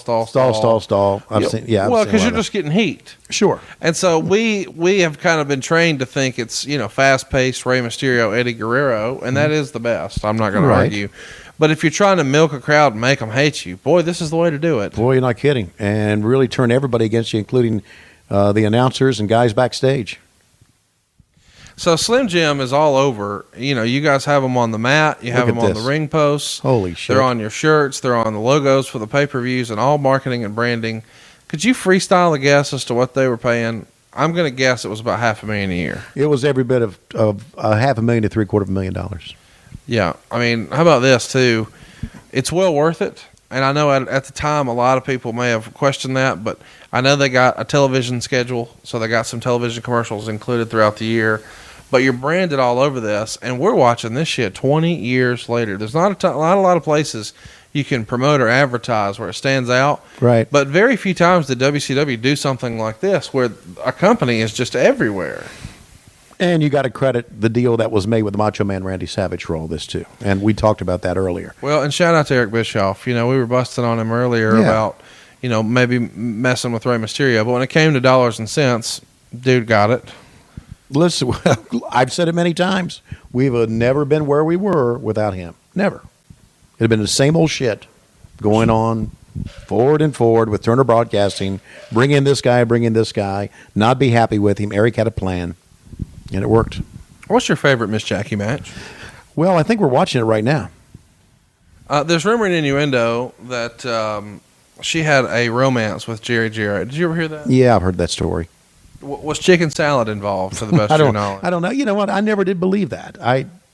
You probably know because you know Pritchard, and he knows all that shit. But wait a minute. Okay. You don't think that a girl trying to break into wrestling would hook up with a promoter and get a spot? Have you seen the Divas division? Listen, I'm not talking about that. I'm not talking about that. Will you get me a Frosty? Zero bar. That's some inside baseball right there. That's right. Maybe 3 people listening know what the hell he just said. At least one does. I just look. Of all the shit that's been going on with Harvey Weinstein in the news, I don't want to bring wrestling to this because I think it's unfair. I don't think it was as prevalent or is as prevalent as it is in Hollywood. I don't think so. I don't think all women have to do that to get out in front. Did Tommy Rich have to do it for his world title run? What? That's a rumor in the business. That's a rumor. Yes, it is a rumor in the business. Who first told you that Tommy Rich had to gobble cock to become world champion? That is wow, dude. Would you take a look at this? My goodness, on the back of the head. Meanwhile, back in the ring, she just busting his ass, man, is what she's doing. Are you going to not answer the question? Okay. Jim Barnett's name has floated around there, too. What, right? He told you? No, he did not. What? That's a long-standing rumor in the business. But where did you first hear it? I mean, did you hear it from Tommy Young? No, I didn't hear from Tommy Young. That's when I started working with Jim Barnett. That was always the big rumor. I didn't know back then. I remember when Tommy Rich beat Harley Race for the world title. It was kind of out of left field, was it not? Yeah, it did. But then they gave it back to him like a couple of days later. Gainesville, Augusta, something like that in Georgia. Well, and Tommy Rich was over like we're over in Georgia. He was the matinee idol, buddy. He was the matinee idol. So I think it's sad that a kid who was over like that, because Jim Barnett was involved, that has to be that rumor for that. Yeah, not all these rumors are true. No, I don't believe it's true. Yeah, I don't either. I mean, I think it's just one of those wrestling legends. Yes, because Jim Barnett's involved. Like the first Ultimate Warrior died, and this is the second one. Yeah. You know, that's all BS. Sure. But I think that is too, but it is one of those things that just gets repeated enough where people start to just believe it. But I've never heard of any wrestler having to have relations with Jim Barnett for a push. Neither have I. From what I understood, he just kept all the money. But I understood that as well. Okay. But anyway, I only knew Jim Barnett when he became a miserable old man. Where do you think Jackie got her hair from? Extensions are us. How many horses had to die? Okay, I don't know. This is absolutely a terrible match. So Jackie has just, what would you say, slung the disco balls into the Slim Jim? Yeah, she snapped him into the ring post of what she did. You think Jerry was jealous? Not going there, buddy. Well, you know. Okay. Look at this. Oh, my goodness. Vertical suplex, snap suplex. Snap, very well done. Very well done. She snapped right into it. Yeah, and he did a good job, too, of going over as well. And I think the right breasticle came out. Oh. Do you know what Vince McMahon's favorite thing about Jackie matches is? What? You know, that's how I know you don't listen to Bruce Pritchard's podcast, Something to Wrestle. Okay, what did he say about it? Well, he says, chocolate titties. Of course, Vince never really said that either. It's just a rib. Okay. It's funny because when we talked about the time that Jacqueline exposed herself in the company, Right. did you hear about that? I've heard about that. Imagine Absolutely. that. You didn't know. You never seen a Shawn Michaels match. Saw Jackie's tits. Surprise, surprise. My God. Well, you know. Oh, my gosh. Jackie's going to start climbing the ropes here. The guy down the bottom left is Dean Ambrose. I swear to God it is. With that camera. With the leather vest. Yes.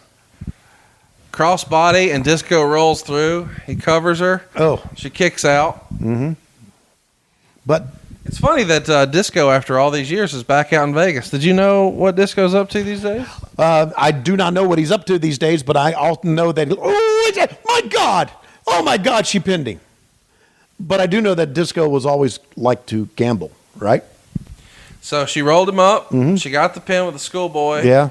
And she looks at the camera and says, "That's just the way I like it." Yeah, and she didn't even get the belt, did she? She walked. No, she's not the men's television champion. Okay.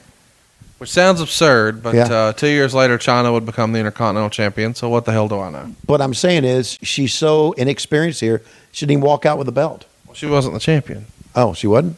It was a non-title match. Oh, okay. Well, good. I didn't do my homework on that one. Okay. So do you want A great move, man. to hear what the Observer had to say about this match? Must I? Go ahead.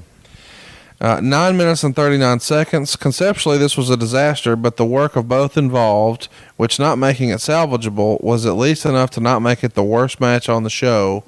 1/4 star. Okay. I thought when they showed Disco's reaction there, he looked like he could be the long-lost brother of David Flair. He could be.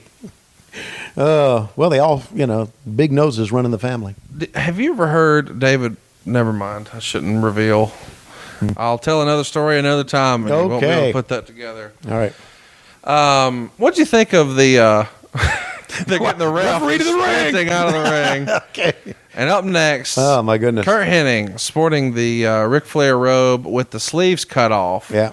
Yeah, these robes were made by Olivia Walker, and they cost thousands of dollars. Which one of Flair's robes was your favorite? My favorite, as always, has been the yellow robe.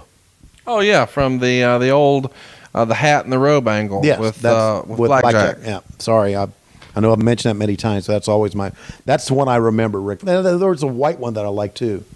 With did he have like purple or red? From the early Starcades? Yes. Right. Yeah. Yeah, I like that too. I think that I could be wrong, but I think the one you're referencing is either Dick Bourne's favorite or the one that Darius Rucker owns. Darius Rucker has the one that has like the white feathers from one of the early Starcades. Okay. So Curt here is sporting the Ric Flair robe, the sleeveless robe, and the rumored innuendo is that Big Show actually has one of the sleeves, which I think is kind of fun that he hung on to it and Flair not making a big entrance, instead sprinting to the ring wide open. There's no grandiose robe or pyro or any of that. Flair's here to fight. Yeah, and this I love is it. on the heels of him having his face destroyed in War Games just 1 month ago. The original plan, I believe, was for him to have an extended hiatus. Of course, that didn't happen. The whole face being slammed in the cage was really just a way to cover some plastic surgery that Flair had done. Do you remember Flair talking about wanting to have some facial surgery done to make himself look younger? Well, I remember him having it done.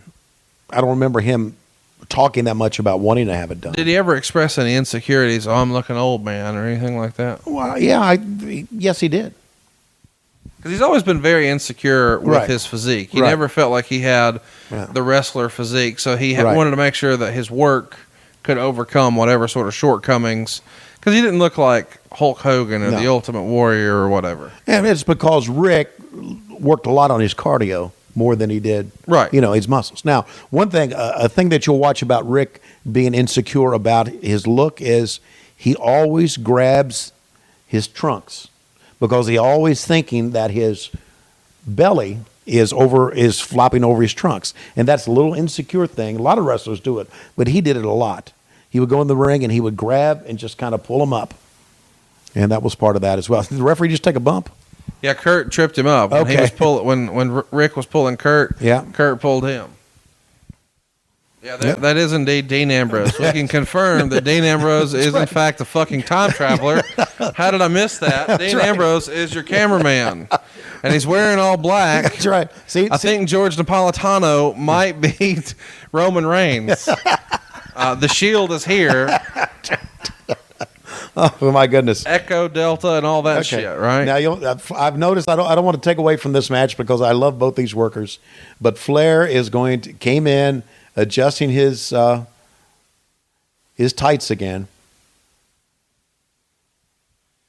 It's an interesting match here with a big angle because, of course, Curt was given the spot, Arn Anderson's spot in the Horseman. And he turns on it, joins the NWO, abandons them in War Games, smashes Flair. It's one of Flair's last great storylines with the Horseman in WCW. And I found it interesting to note that they never paid for Flair's robe. WCW never reimbursed him for cutting the sleeves off the robe, and it feels like something that Rick would have made a big issue out of, but he wasn't like that. No. Yeah, and he should have. He should have asked for them because we were pissing money away. He should have asked for them to reimburse him for the robe, but that wasn't the nature boy Ric Flair. He was one of the most generous guys. That I've ever known. Always has been as long as I've known him. Yeah. I feel like I should go mention him earlier when I said, "Can you believe Ric Flair's not drinking these days?" And you took a pass. Yeah, I wasn't saying that to disparage him. Right, I knew that. I know the internet believes that there's some sort of massive falling out with he and I. You know better. The internet thinks that? Well, a lot of people assume that because I'm still doing a podcast and he's not, that we must have had some big falling out. Okay, which is clearly not the case. Can I say this as a shoot? Yeah. Behind the scenes? Yeah. The day Ric Flair was in surgery? Yeah. Who were the two people that were there besides his family? Well, that'd be you and I. You and me. Yeah. Okay. So the internet can stick that up its ass. Well, I guess I was saying it's kind of, it goes to show you that even though Ric Flair is kind of almost notorious for naching, a leopard can change his stripes. Well, of course. You know, he's turned it around. He is a different dude. When it comes to your life, you got to do things that you got. There's going to become a day, unless I'm killed by some sort of accident, there's going to come a day a doctor's going to say to me, you better lose weight or you're going to die. And I know that because I'm getting older. So I'll just wait and see when that happens. They are having one hell of a match right now, trading rights and lefts. And I find it interesting that their career has had them together so often because, of course, a lot of people remember Perfect replaced Bobby Heenan as the executive consultant or whatever you wanted to call it for Ric Flair when he was in the World Wrestling Federation. Yeah. And they spent so much time there. And then, of course, on Ric's way out, they do a Loser Leaves Town match on one of the very first episodes of Raw. And Mr. Perfect gets the win. And now that he's back here in wrestling and working with WCW, one of the first people he feuds with is the person that he left with from the WWF. I thought that was a nice touch, a lot of history between them. And Curt was a notorious ribber. It feels like something that was just destined to be. Two of the greats of all time. And I think a lot of people overlook this because I still get tweets about, do you think Curt was the best wrestler to never win the world title? But he was the AWA world champion. Sure. But a lot of fans don't consider that or even think about that as a world championship. In reality, it was.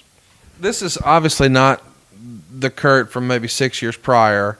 You know, Curt in 87, 88, 89, 90, 91, probably one of the best performers in the business. No question. He's probably lost a step here, but still a notch above almost everyone else. When you're as great as he was, even if you lose a step, you're going to be, as you said, a notch above. Does his style of wrestling with the way he takes bumps remind you of anyone on the current roster now? On the WWE roster right now? Yeah, or anyone else in history. I don't mean to limit you. I would have to think about that. A lot of wrestlers, whether it's a fair comparison or not, compare him to Dolph Ziggler. Dolph Ziggler?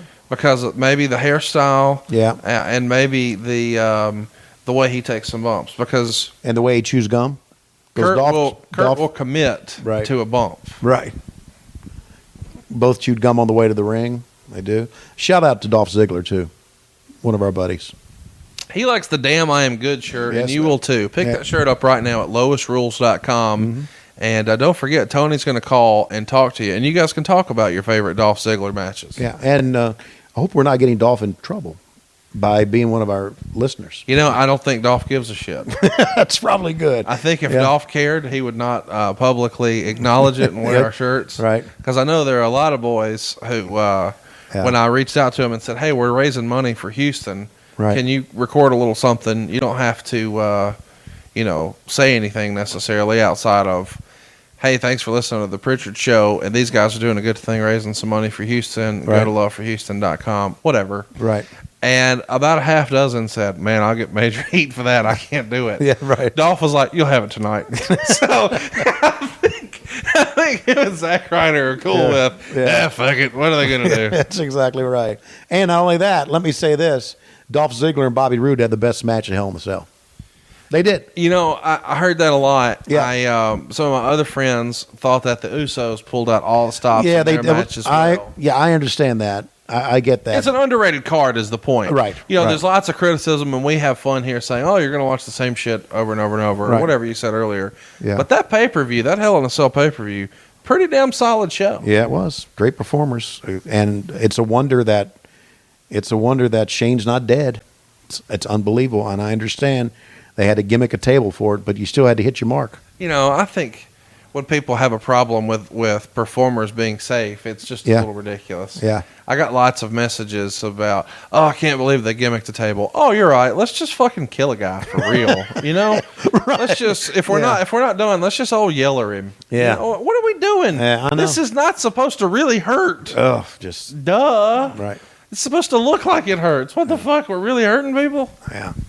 Well, unfortunately, the fans here are not into this, and they should be because we got two guys just slugging it out. Why do you think that is? Do you think at this point Curt just wasn't resonating, or because I'll tell you, Rick never thought he was that big of a draw on the West Coast. He felt like he was at home, in Florida, the East Coast, Middle America, but the West Coast, he just didn't have a lot of confidence, or at least that's his testimony to me. Yeah, well, that's because he was so entrenched in the Carolinas, Mid-Atlantic, and of course the old NWA strongholds. And I agree because wrestling out west was a lot different than it was out east. And here's one of the things why the fans, you can see what they're doing. And I always said and I guess they still do it today. I always said there's a fan with a Rick for Life sign. I think it's wrong to show the match on a video screen in the arena. Because it causes people to look away from the ring. Exactly. They do it now. The fans know when they're on camera. I do it. I mean, not to get myself over, but sometimes if I'm not seated where I can see everything I want to, they're on the opposite side of the ring, right, or whatever, then I'll take a look at the screen because I know, like these guys are on the outside of the ring right now. If I was on the other side, I'm watching the screen because I can probably keep up with what's happening better. And I get that, but there's two screens in the back right now. You're saying turn them off. Yeah, I say turn them off. Absolutely. The penny loafer shuffle. Did you ever do that with Rick when you were out drinking? Yeah, I did a lot of things with Rick when we were out drinking. A lot of things. Oh yeah, a lot of crazy shit. The cat bath shirt is available now. Didn't do that. lowestrules.com. I didn't do that, but I had the front row seat. I didn't even have to look at a monitor for that. I was right there. Did you call the action? No, I went. I gotta get the fuck out of here. I'm out of time. That's right. I need to get my butt in the seat out of here. Yeah. This is the greatest cat bath in the history of cat baths. In my head, you would give commentary. Yeah, I know. Oh, with a right and a left and a right and a left. He got it. No, he didn't. Up top. Down low. He got it. No, he didn't. Okay. We have kind of lost control of ourselves here like we did last week at the last 10 minutes of the show. Hey, did you tell Lois your story about shitting the floor? Oh, that you put it out there? Yeah. Did she remind you of any other embarrassing stories? No. But there are plenty in my life, and the older you get, the more you get, the more embarrassing. You'll find out one day what happens to your body. I can't eat cereal, and I love cereal, but I'm lactose. Oh, please don't do this. What? I know exactly what you're doing. What? Welcome to the program, Mrs. Schiavone. Oh my God. we're taping Halloween Havoc 1997 with Tony, and he's telling us that he confessed, and he shared with you last week that he shared with hundreds of thousands of people the story about the time that he doo-dooed the carpet upstairs. And blamed it on the dog. He actually gave play-by-play, and he said that as the turd squirted out, the dog watched it almost like the dog was at Wimbledon watching a ball go back and forth. Did he give you that level of detail with Bug? No. Yeah. No. It's a work just like this. Jesus. So you're saying it was a working shit? It wasn't a shoot shit? Okay. Good night, Lois. I can't keep a straight face. Did the shit stain come out of the carpet? And if not, can you tweet out a picture of the stained carpet? No, it came out. I use this stuff called Nature's Miracle. It's for dog and cat accidents. Sounds like a douche. No, actually, it's a real product. You might want to they're remember that the next time you go to the pet store for Flair. Okay.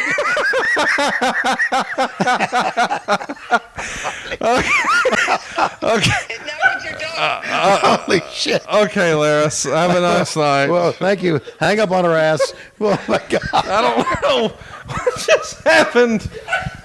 He's not going to be shitting the floor anytime soon, so I think we're okay. Shit. Holy shit. I got off the rails in a hurry. Well, yeah, you're the one that called her, dumbass. Well, that's on me. That's a lifeline right there. It's phone a friend for real. Okay. And unfortunately, this is a pretty darn good match going on that we're literally shitting on. So check this out. Okay. The United States title is there, and Flair has Curt in the Tree of Woe. He's upside down in the corner. Yeah. And he's placed the belt in his face, and now Flair's going to get a running start and then stomp the belt right into his face, and there's the DQ.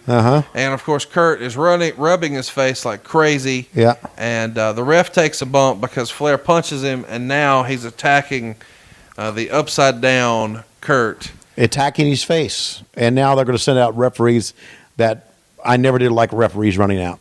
One chop. Yeah. Get away from me. Referee, and he's threatening to punch Little Nate, but he thinks better of it. Back in there, trying to choke out Curt, and here comes Fuck Money and Conan. That's right. It comes Leon from Curb Your Enthusiasm.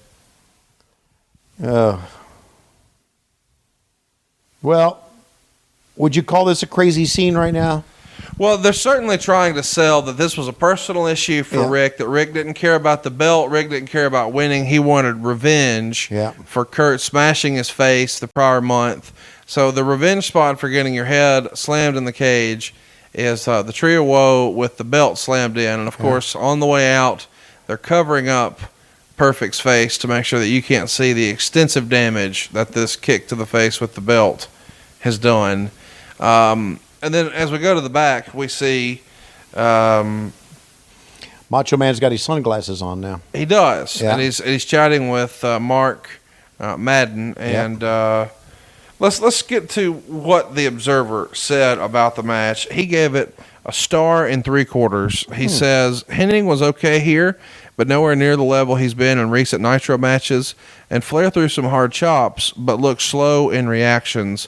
Overall, a decent match, but no better. What'd you think of the match? I mean, I thought they did good with what they had. Yeah, I thought it was better than 1 3/4 stars. Oh, I totally agree. Yeah, slow to react. Yeah, that's a criticism I don't really understand. I don't understand that criticism either. Maybe he's slow to react because he's angry, and he's not going to react to the chops because he's fueled by the fire of revenge.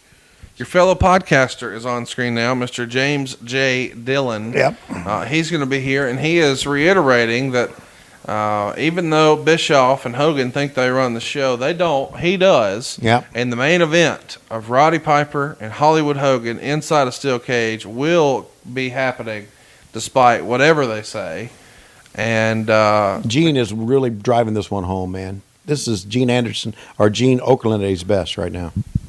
crowd is going to give a polite pop here. A polite pop. That they are going to get Yeah. the match that they've paid for, Roddy Piper and Hollywood Hogan. And I guess I should remind you, wow, and look at that Rolex that JJ is sporting there. He's got a men's president yellow gold on, so Wow. that's a big boy. It may be Flair's, because Flair had a tendency to give people Rolexes, you know. Oh, that's a good call. Yeah. He may have been wearing it, watching it for him while Flair was out there wrestling. Right. Yeah, that is a good call, because I don't think I ever saw JJ wear that before. I thought he wore a two-tone date just. That's what a nerd I am. So let's catch up about... well, I lost it. We were just talking about it. Don't know. I lost it too. We got drawn in the excitement of this match, of re-announcing this match. So there we were. Check out the tombstone in the back on the left, just to the Oh, left. Of my do you see what the tombstone says? God, it says Crockett. Got to be a rib, right? You know what? I would say that, but David designed the sets. Yeah, right? David was. I don't know if he designed the set, but he was in charge of the designers and would go and give it a look. And Does Eric Bischoff here, the way he's dressed and with his hair feathered the way it is and as dark as it is, does he not look like he could be a full-time actor on a daytime soap opera? oh yeah, he was ruggedly handsome. I feel like he should be involved in storylines where people are, dead, yes. mistaken identities, Right. and face swap. I mean, I know he is. He's in the male soap opera, but this feels like Days of Our Lives with General Hospital. Yeah, sure does. Yeah, yeah, with organ music. Dun, dun, dun, dun.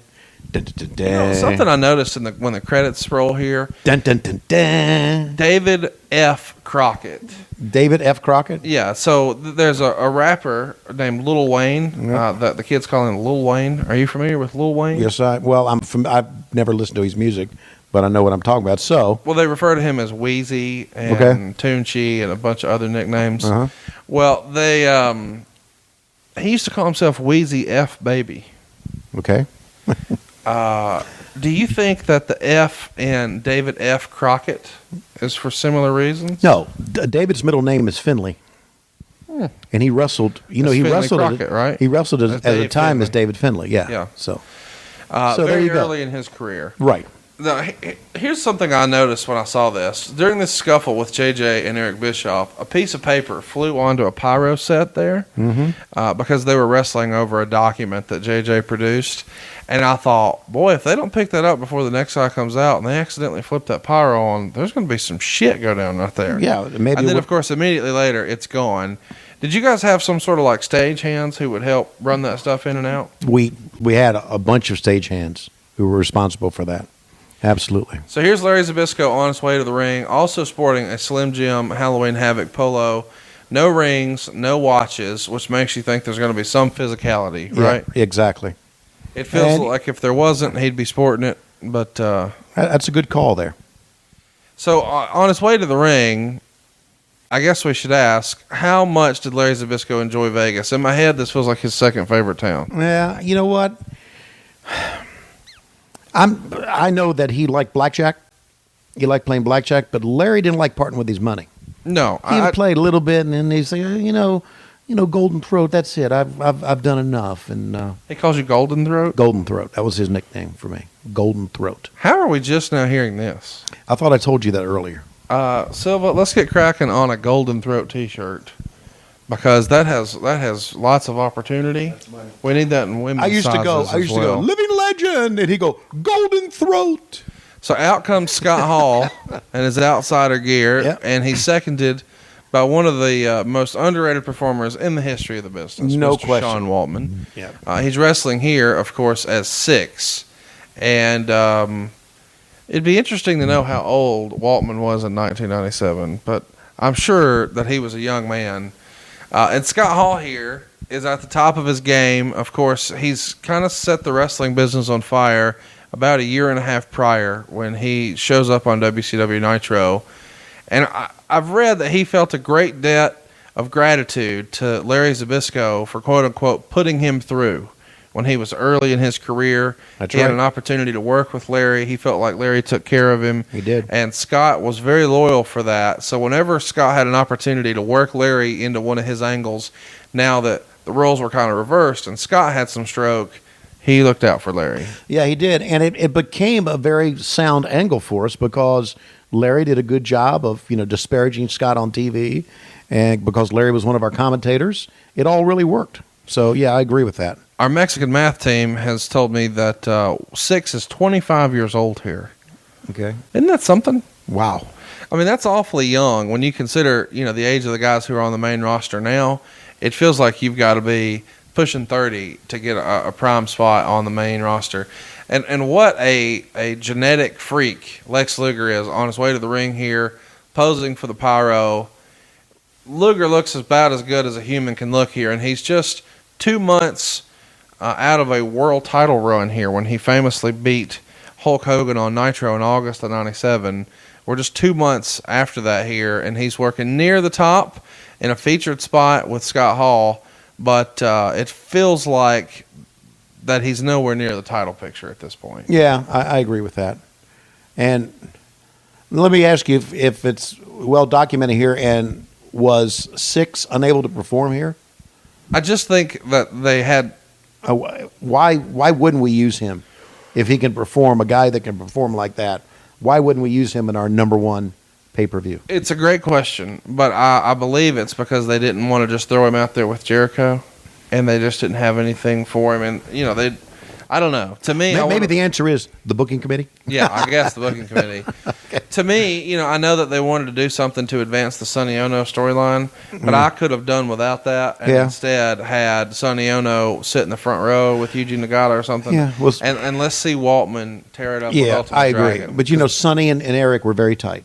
So very close friends. So send your hate tweets to @Eric Bischoff. Why did Six not wrestle in Halloween Havoc, but Yuji fucking Nagata and Sonny Ono did?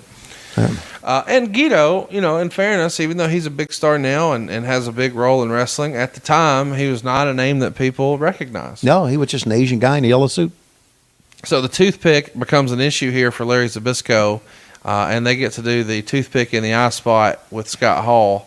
The toothpick is one of the more underrated gimmicks, I think, of all time, because not a lot of guys did it, but when Scott Hall did it, it meant something. Sure, it meant something. And the way he flicked it at you, he made a production of it. Yes, it was big. Right.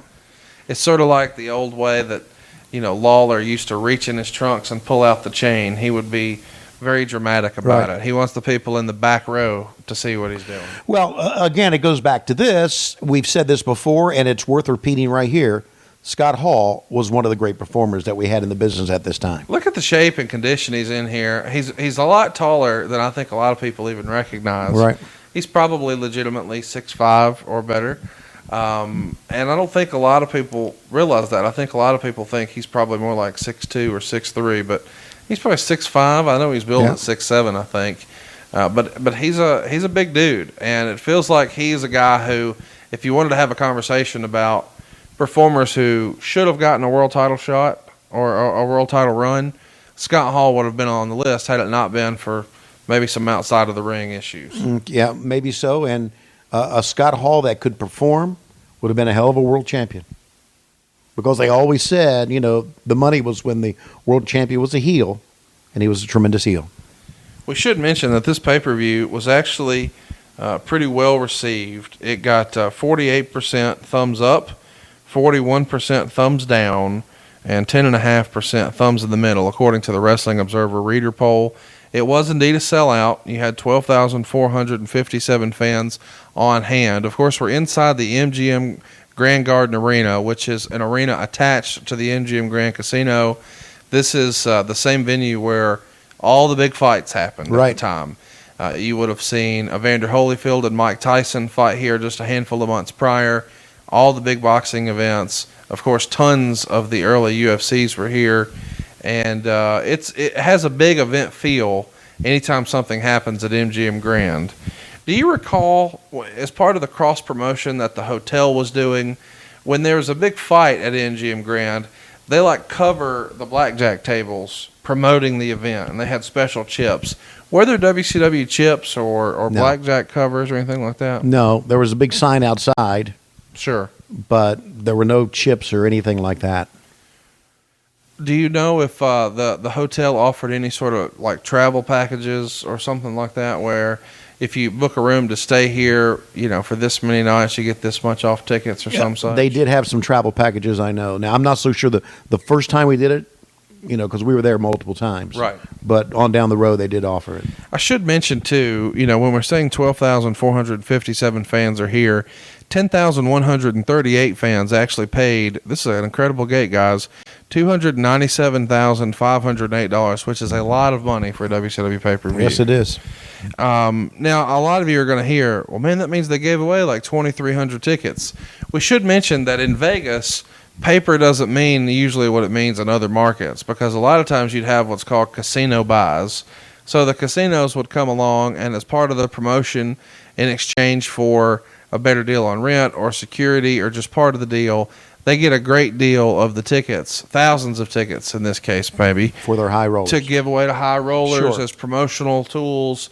Hey, thanks for playing with us. Come to town and bet this weekend, and we'll put you up in a room and get you some tickets to the show. Yeah, so it was a good venue for us. It was a good place, and we loved going there.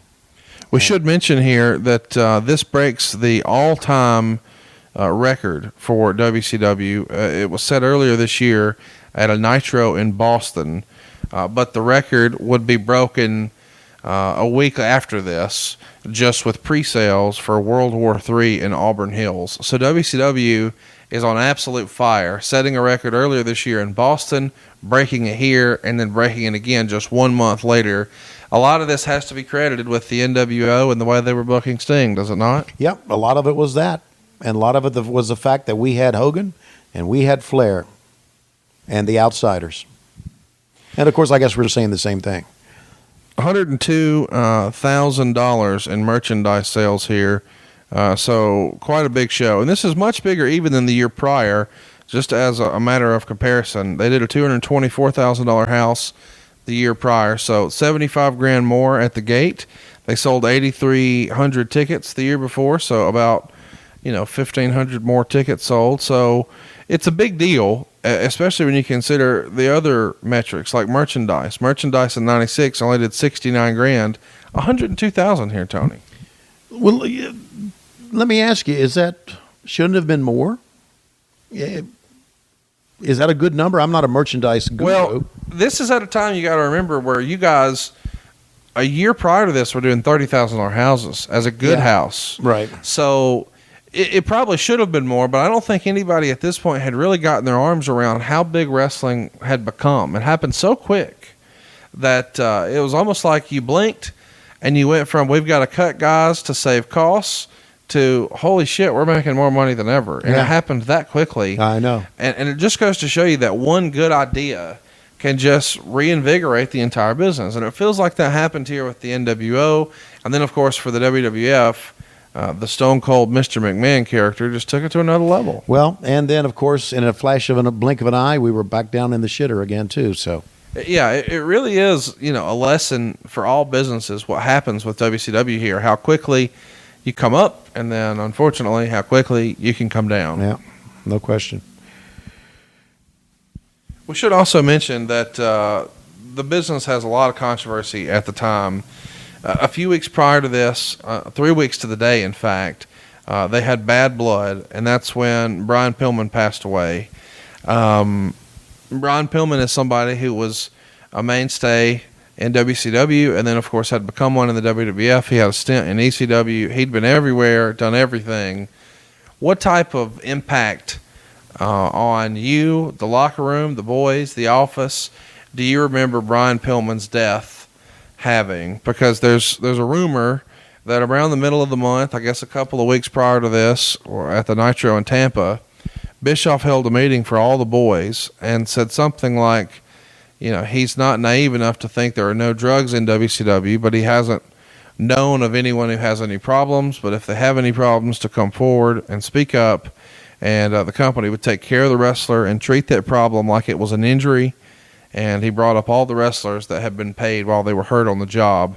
I don't know that he listed off Steve Austin as one of the examples when he made that speech, but do you remember that speech and the fallout of Brian Pillman's death, and if that maybe changed anything in WCW? I remember the speech, but I can tell you right now, it did not change anything at all in WCW.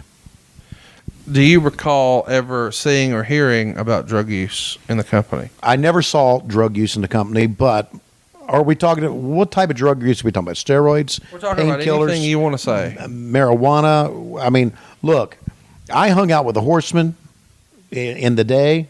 There were no drugs there. There was a lot of alcohol. I saw no drugs. I never saw anybody inject themselves with steroids. I never saw anybody snort a line of cocaine. But I think it was pretty apparent. If you can look at Luger here and they look at Scott Steiner down the road, there were steroids involved in wrestling. And there had to be painkillers. My God, how would you survive without painkillers and doing that to your body? But what happened to Brian Pillman did not blip at all with the boys. For the record, and I know you probably didn't follow up with this, Brian Pillman did not die of a drug overdose. Okay. But the rumor and innuendo was certainly right that he died of mixing prescription pills and alcohol. But that was not the case, just so you know. But that was a rumor innuendo back then. Well, yeah, and part of that is because Mean Gene Okerlund went on the WCW hotline and said that he died of cocaine, which was not found in his system and was complete and total fucking bullshit. Wonder who told him to say that. I'm sure he had sources. I'm sure he did too. It's also mentioned that at this meeting that Bischoff holds just a couple of weeks prior to this at Nitro in Tampa, he had counted, and the Raw the week prior, WWE said the word ass 17 times. And he says WCW is going the opposite direction, and he announces that Six could no longer do the Bronco Buster spot, and that the NWO guys could no longer do the crotch chop because he wants a clear difference between WCW's presentation and the WWF. Here's my question to you. Do you think that is his doing, or is that coming down from standards and practices? That's standards and practices. You don't believe that Bischoff thought, I want to have a different presentation because of my affiliation with Disney? That had something to do with it. I don't think you would have to get... I can say that I know what we do on this show. Yeah. However, we're not marketing this to children. Right. And if we were trying to sell toys and lunchboxes and all that shit, I would probably not want them doing that either. Yeah. Especially if we're making money without it. Yeah, well, Disney had a profound impact on our business. There was no question. And there was no question. We talked about this when the NWO, attacked Rey Mysterio. That really turned Disney against us. And I can understand that, but standards and practices, oh my goodness. Standards and practices look at the pop they got on that. We should mention, what we're watching here, if you're not actually watching, is Scott Hall managed to throw Lex Luger out of the ring. He goes, starts jaw-jacking with Larry Zbyszko, and Larry gives him a backdrop out of the ring. And so he goes up and over the top rope down to the floor.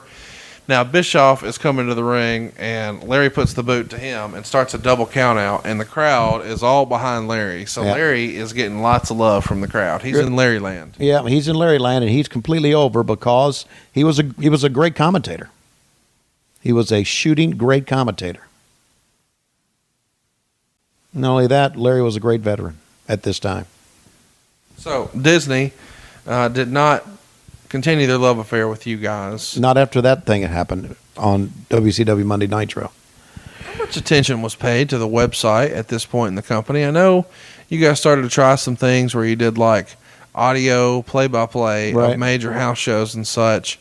But WCW's website at times felt like it was a ship without a sail. Well, yeah, it was. We didn't have a staff big enough for it. Bob Ryder and Jeremy Borash down the road, had a lot to do with it, but I mean, we didn't have the staff that we should have had to be able to do a complete good website. A couple of shoulder blocks here, and now Lex Luger is signaling for the rack, and the crowd is into it. Six comes in the back door, and not China's back door, Luger's, and does a head kick, and Scott Hall is up. Yep. Larry Zbyszko did not see Six's interference. Outsider's edge. Here we go with the outsider's edge set up. Is he going to hit it? He is. Wow. Nicely done. We probably know what's coming next thanks to some interference from Six, and he's ready for the cover. Scott Hall's going to make the cover, and he's demanding that Larry Zbyszko count. It was long counts by Larry. Larry had a pregnant pause before he counted 3, but he had to begrudgingly announce that Scott Hall is the winner, and he is sick about it. And now he's got to raise his hand, right? Doesn't look like he wants to. Another check on Lex Luger. Come here and raise my hand. Hall's demanding it, but we're getting shots of Eric Bischoff pointing instead. Got to do it. And he raises the hand in disgust and wipes his hands off. Nice little subtle stuff from Larry Zbyszko. Hey, he knew what he was doing, man. He gets wrestling, man. Yes, he does. You know, that was his life. You do know that, don't you? Wrestling and the Three Stooges. Really? The Three Stooges? Oh, my God. One of the biggest Three Stooges marks ever. I had no idea. Oh, my God. He's probably a big Will Sasso fan. As one of the shirts he had a Three Stooges shirt that he would wear. So check this out. What you were saying that fans shouldn't do live at the show earlier, Zbyszko's demanding they do now. He wants to see a replay on the big screen by the entrance. And now he's seeing it, and he sees where Six jumps in the ring and is trying to kick Luger in the head, but Luger won't stand up and take it. No, he won't. So he has to limp dick the kick there. Yeah. So he's going to switch. He's going to switch it and give it to Luger. No, instead he's saying this match will continue. Oh, good God. And Scott Hall wants nothing to do with that. Yeah. Fuck off is what Scott is saying. He's counting him out. And, of course, on the line here is a lot because they're fighting WCW and the NWO here. Yeah. And there's more than bragging rights here at stake. And Scott Hall has had enough of Larry Zbyszko. There's a shoving match, and he shoves him right into the rack. And look at the crowd in the background. They're buying all of this, man. And Scott Hall does not want to be in this rack. And, Six just laid in to Larry Z and then to Luger. But that blow to Larry was something else. Well, Six was pissed off that Luger didn't take the shot right. Look at this. The world's weirdest triangle or armbar, and then a front face lock from hell, a guillotine choke of sorts. Yeah. And Six was selling it like crazy. And here comes Bischoff with the karate kicks. Good stuff. And now from behind, Scott Hall takes down Larry. Gang style warfare from the NWO. Absolutely. Good stuff here. Every fan standing.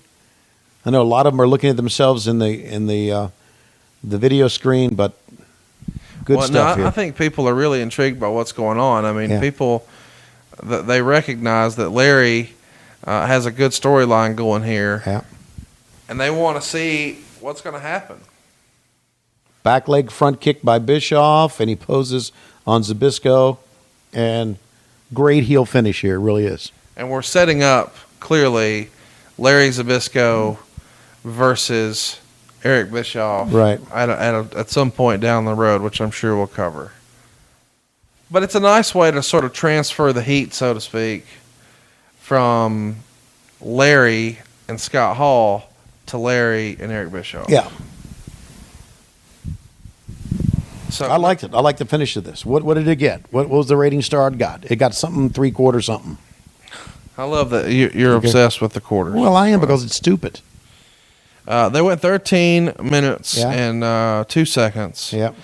This wasn't much of a match. Luger didn't do a thing. Yeah, and they're Hall right did about that. just enough to keep the match going, as it was really just a backdrop to working with Zbyszko. Hall did a few moves and got 2 counts and yelled about the slow counts. The two started arguing at one point. Hall charged at Zbyszko, who backdropped him over the top rope. Yeah. We've seen all Bischoff that. came out, and Zbyszko kicked him off the apron. 3/4 star. Wow. Okay. So 3/4 is the rundown. And that was just based on the match. I thought it was a pretty good angle afterwards. Oh, I would agree. Okay. I would agree. Yeah. And now we're going to give you a promo of something that means nothing about wrestling. Yeah, That it's doesn't World sell War shit. III, and there's destruction all around. It looks like an apocalyptic scene, and they see an old ring that's been destroyed, and then a sheet of paper that says WCW, and someone from Mad Max is shocked to see it. Yeah. And you should call your local cable provider to see World War III. What was your favorite match at World War III 1997? Holy shit. It was the Big Battle Royal. Yeah, you don't remember shit from that. No, one. I don't. Yeah, of course. Jesus Christ, I did all these. I've got to remember everything. Is it my responsibility to remember everything? If you guys are tuning in to this podcast because Schiavone is going to remember everything, you're fucked. Well, I think they figured that out last week. Okay. I'm sure all 1,300 of our listeners. You know what's crazy is we put the name Steve Austin on the episode. Yeah. It's funny that I like to think that people are listening because we're cranking out great content. Nope. They're just looking for names. Like, oh, yeah, I want to hear the Steve Austin story. Yeah, it was good. Joke's on you, motherfucker. Worst show we ever did. I don't think so. Holy shit. It was not the worst show we've ever done. I mean, it's so bad I wanted to sue myself. I thought it was the greatest show in the history of podcasting.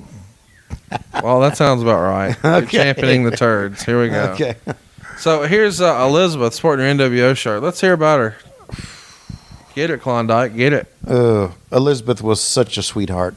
She was a good person. Real talk. Did Elizabeth wear granny panties? Not that I know. She did not. I don't know that Elizabeth rocked thongs though. I just don't see her as a thonger. I spent a lot of time with Elizabeth. Oh, let's hear about them panties. Let's hear about them draws. No. Look. Tell us about them draws. No, it's not everything is sexual. Okay. Have you listened to our show? Yes, but I mean, we just talked about Alex Wright's dick for 10 minutes. We can't talk about Miss Elizabeth's underwear. I'm saying my relationship with every female in WCW was not sexual, and I spent a lot of time with Elizabeth. We talked a lot because she was a Kentucky girl, loved Kentucky basketball, and I was, Georgia guy, and we had a lot of great conversations. She was just so nice and so sweet and so soft-spoken that when she passed away, it really broke my heart. It really did. Did you see that was touching. Let's talk about her panties.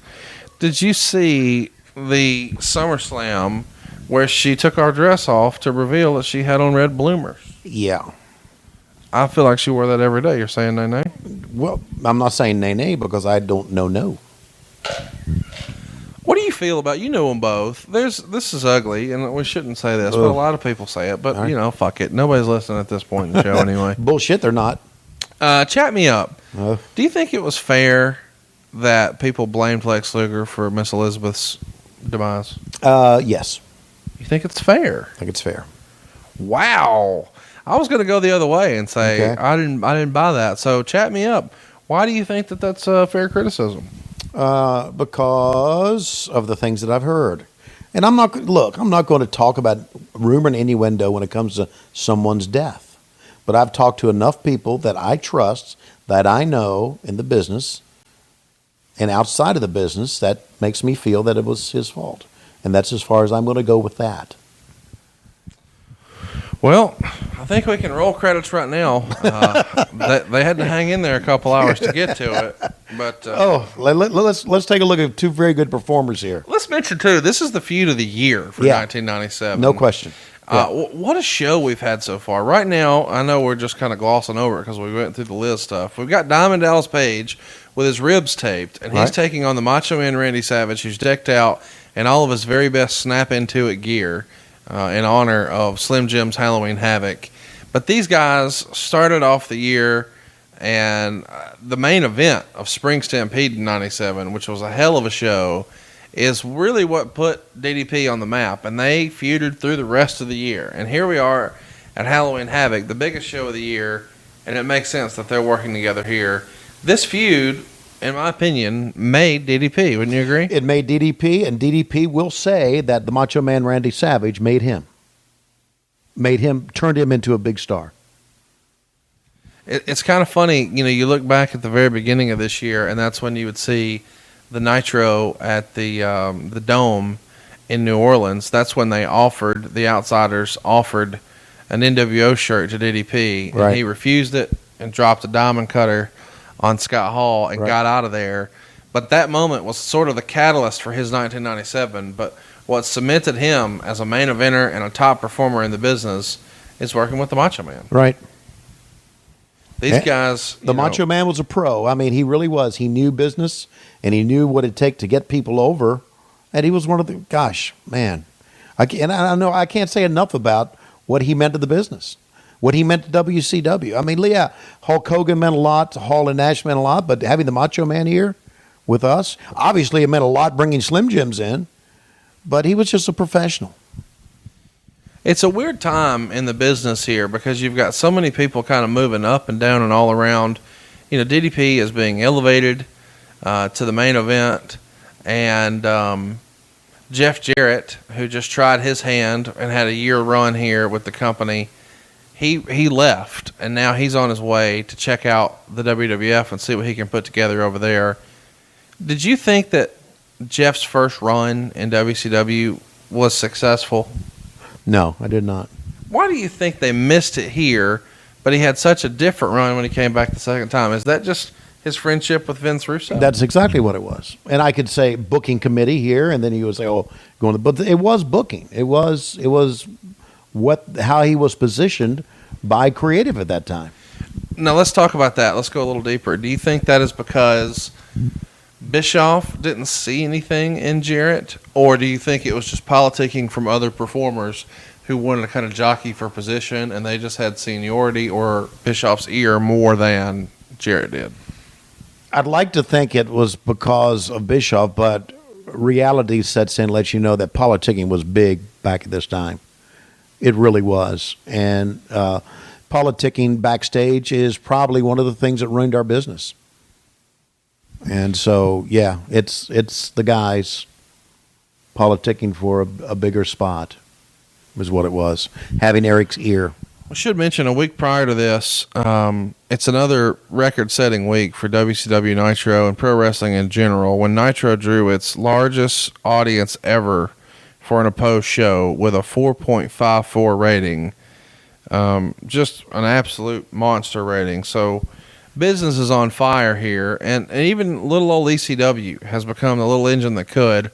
They managed to put together a couple of, I guess, 3 pay-per-views in 1997. They'd never been on pay-per-view before, but then they're out here for Barely Legal, then of course Hardcore Heaven and November to Remember. So they're running some pay-per-view shows, which was kind of the promised land at the time. Years later, people would talk about a television deal that way, and now I guess the deal is everybody wants an app, right? It feels like that's the next big thing. That's the next big thing, have an app. Look, business is good. When business is good, it's good for everybody, I believe. So you may remember there was a lot of hysteria in ECW about a mole because you see all these guys coming to WCW at this point. So Perry Saturn is here, and he's in the flock. And, Yep, and there of they are. course, we've got Raven and Stevie Richards. Lots of ECW talent is coming over. So Paul Heyman is trying to raise a stink, and he's attempting to negotiate getting one date from Ric Flair as a settlement with WCW. And there's supposed to be a lawsuit coming where they're going to try to sue WCW for tampering of some sort. Did you ever hear about any sort of alleged negotiation where Ric Flair would go to ECW to have his match with Shane Douglas? I don't think that happened. Well, of course it didn't happen, but you're saying it was never even brought up? No, not at all. What did you think of the flock here sitting front row and Stevie Richards' sort of lovable lackey character? Yeah, I love Stevie Richards. I thought that we didn't do enough during this show, and I even thought that at the time, if we're going to watch him walk down, this is only like the second time we've seen him the entire night. You're exactly right. So what was it all about, right? And had they not fought into the stands, we wouldn't even have seen him at this time. So We should have mentioned earlier. And then I seen little Billy Kidman with eyeshadow on. Think, what the fuck's he there for? You think Klondike Bill helped him put that eyeshadow on? No, I doubt it. He got it in the makeup chair? He probably got in the makeup chair. Did you put it on him? I did not. Tori may have. Was Tori back with us at that time? I don't think Tori was here yet. Okay. Did Look at the guy took his shirt off over on the left. Go get involved. Oh, and it's probably a foreshadowing of things to come in this crazy night. Oh, look at that. That's Peggy Latham. Do you see her in the purple top? I missed it. Hey, Peggy. You know Peggy Latham once saw Lanny Poffo do the trick? No. She said she did. I confronted Lanny about that. And Lanny said it's an urban legend. It's not true. And he smiled. So Who would say, who would admit to that, though? Lanny would. Let me ask you a question straight up. Oh, boy. If you could, would you? No, absolutely I would not. Are you sure? I'm sure. What if it was Rey Mysterio's? Oh, they go into the graveyard. Elvis is back there. The Yes. Beloved is back there. Yes. There was a movie out at that time called Beloved. It was about Mozart. No, it was about Beethoven. Immortal Beloved, I believe. Ooh, wow. He's destroying the styrofoam. Yes, absolutely. Well, no one really thought it was real. Well, I don't think anybody thought it was real, but I also don't believe that a lot of people know that these props that you see on these sets, a lot of times are just painted styrofoam. Yeah. They are in the front yards all around the country this time. Those are painted too, the ones in the front yards? Yes, sure it is. You think they actually drag tombstones in? Well, I'm just saying, in my neighborhood, nobody has any shit like this in their yard. Guess what? You're the only house in this neighborhood. That's not true. I have a neighbor. You have it where? He's tucked over there. Okay.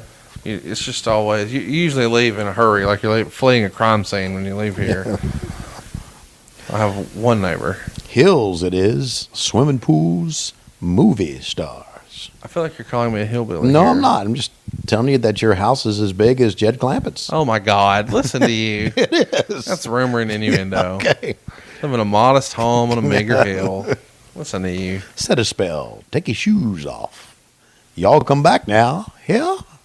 You know, I feel like the Macho Man could be like the Dirty Children's version of that. Have you ever heard about that? No. We are yucking it up and having a good time, but these guys are busting their ass in this match. Yeah, we're tired. Yeah. So they aren't they busting their ass in this match? No, Macho Man and DDP have the best matches of the year this year. Yeah. They won the Yeah. Observer, and I think in all the wrestling magazines, and I think this is just unanimous. It's Yeah. the best feud of the year. Right. And Macho Man really sort of paid it forward for the next generation. Yes, of course he did. And I say next generation, but DDP's probably 12 years older. well, than Macho Man. but when you say next generation, you're saying for new unknown talent. Absolutely, he's making a guy. Yeah, sure he is. Do you have a Macho Man impression? Ooh.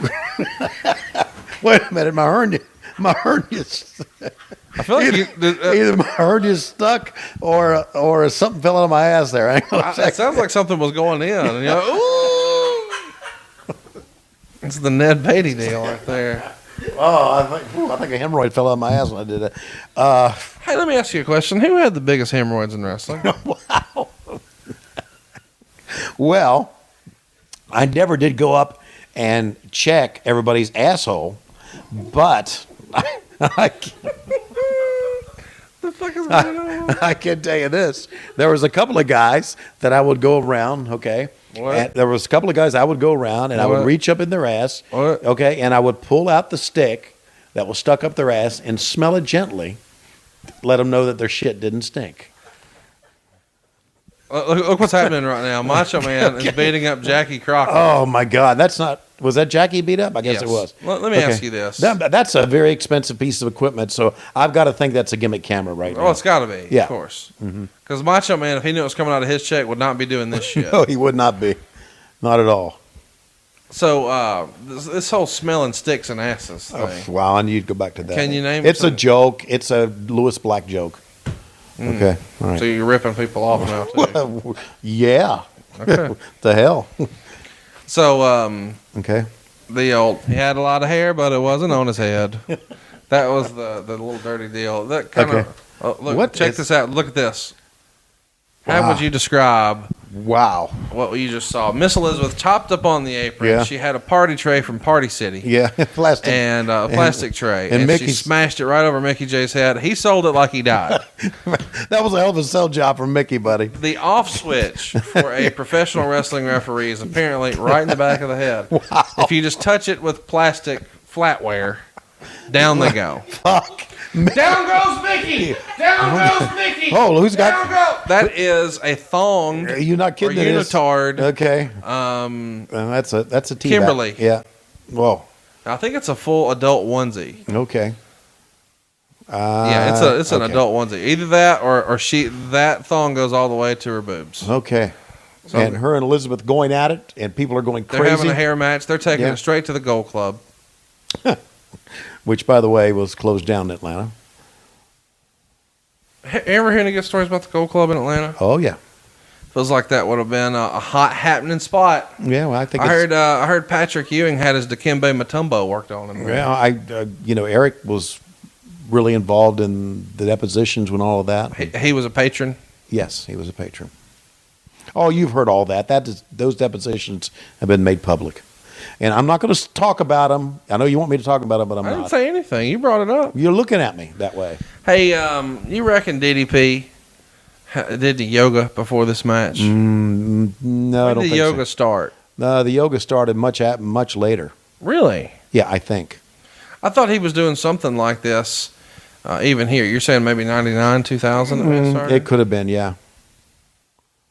By the way, if I have Look at a these lot, guys. Look, man, look at those punches. Those are tremendous freaking punches. It's almost as, are they working punches or are they shoots? And that's, I was going to say, I'm not sure. yeah, that's That might be the best reverse yeah.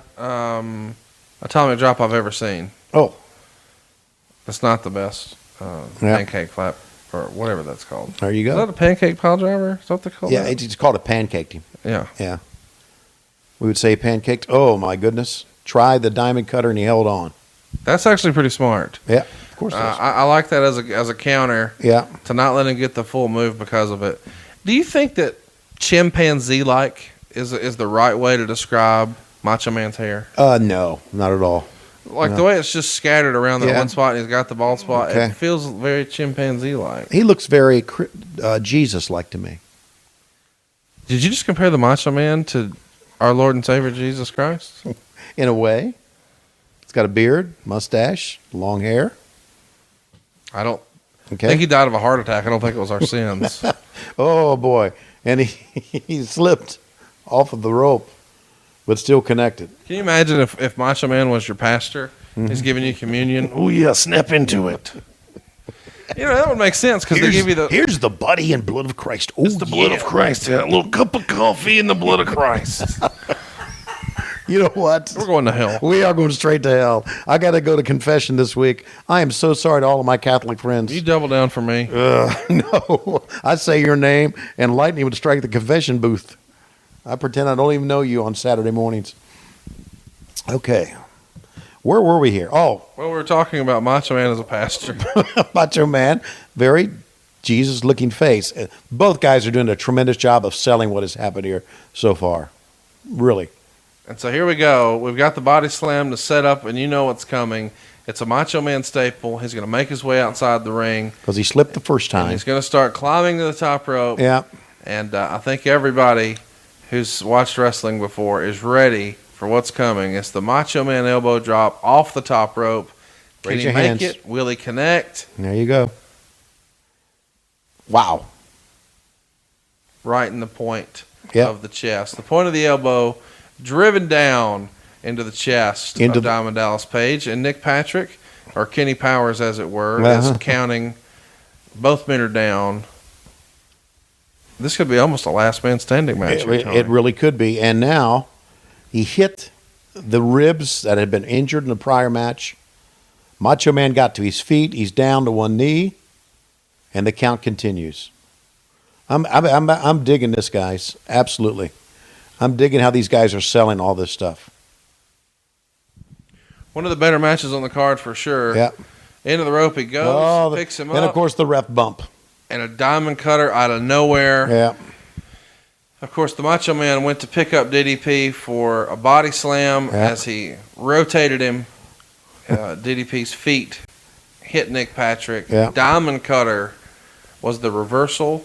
But both men are down now, and Nick Patrick is up. So Right. if you hit Mickey J in the back of the head with a piece of plastic, instant off button. If you're a professional wrestler and kick Nick Patrick in the fucking face, Yes. he's up and counting in 4 seconds before the boys are. But see, I don't understand this. Isn't the idea of a ref bump to get the cover and the ref's not there to make the 1, 2, 3? It is. Okay, so why is the ref back up?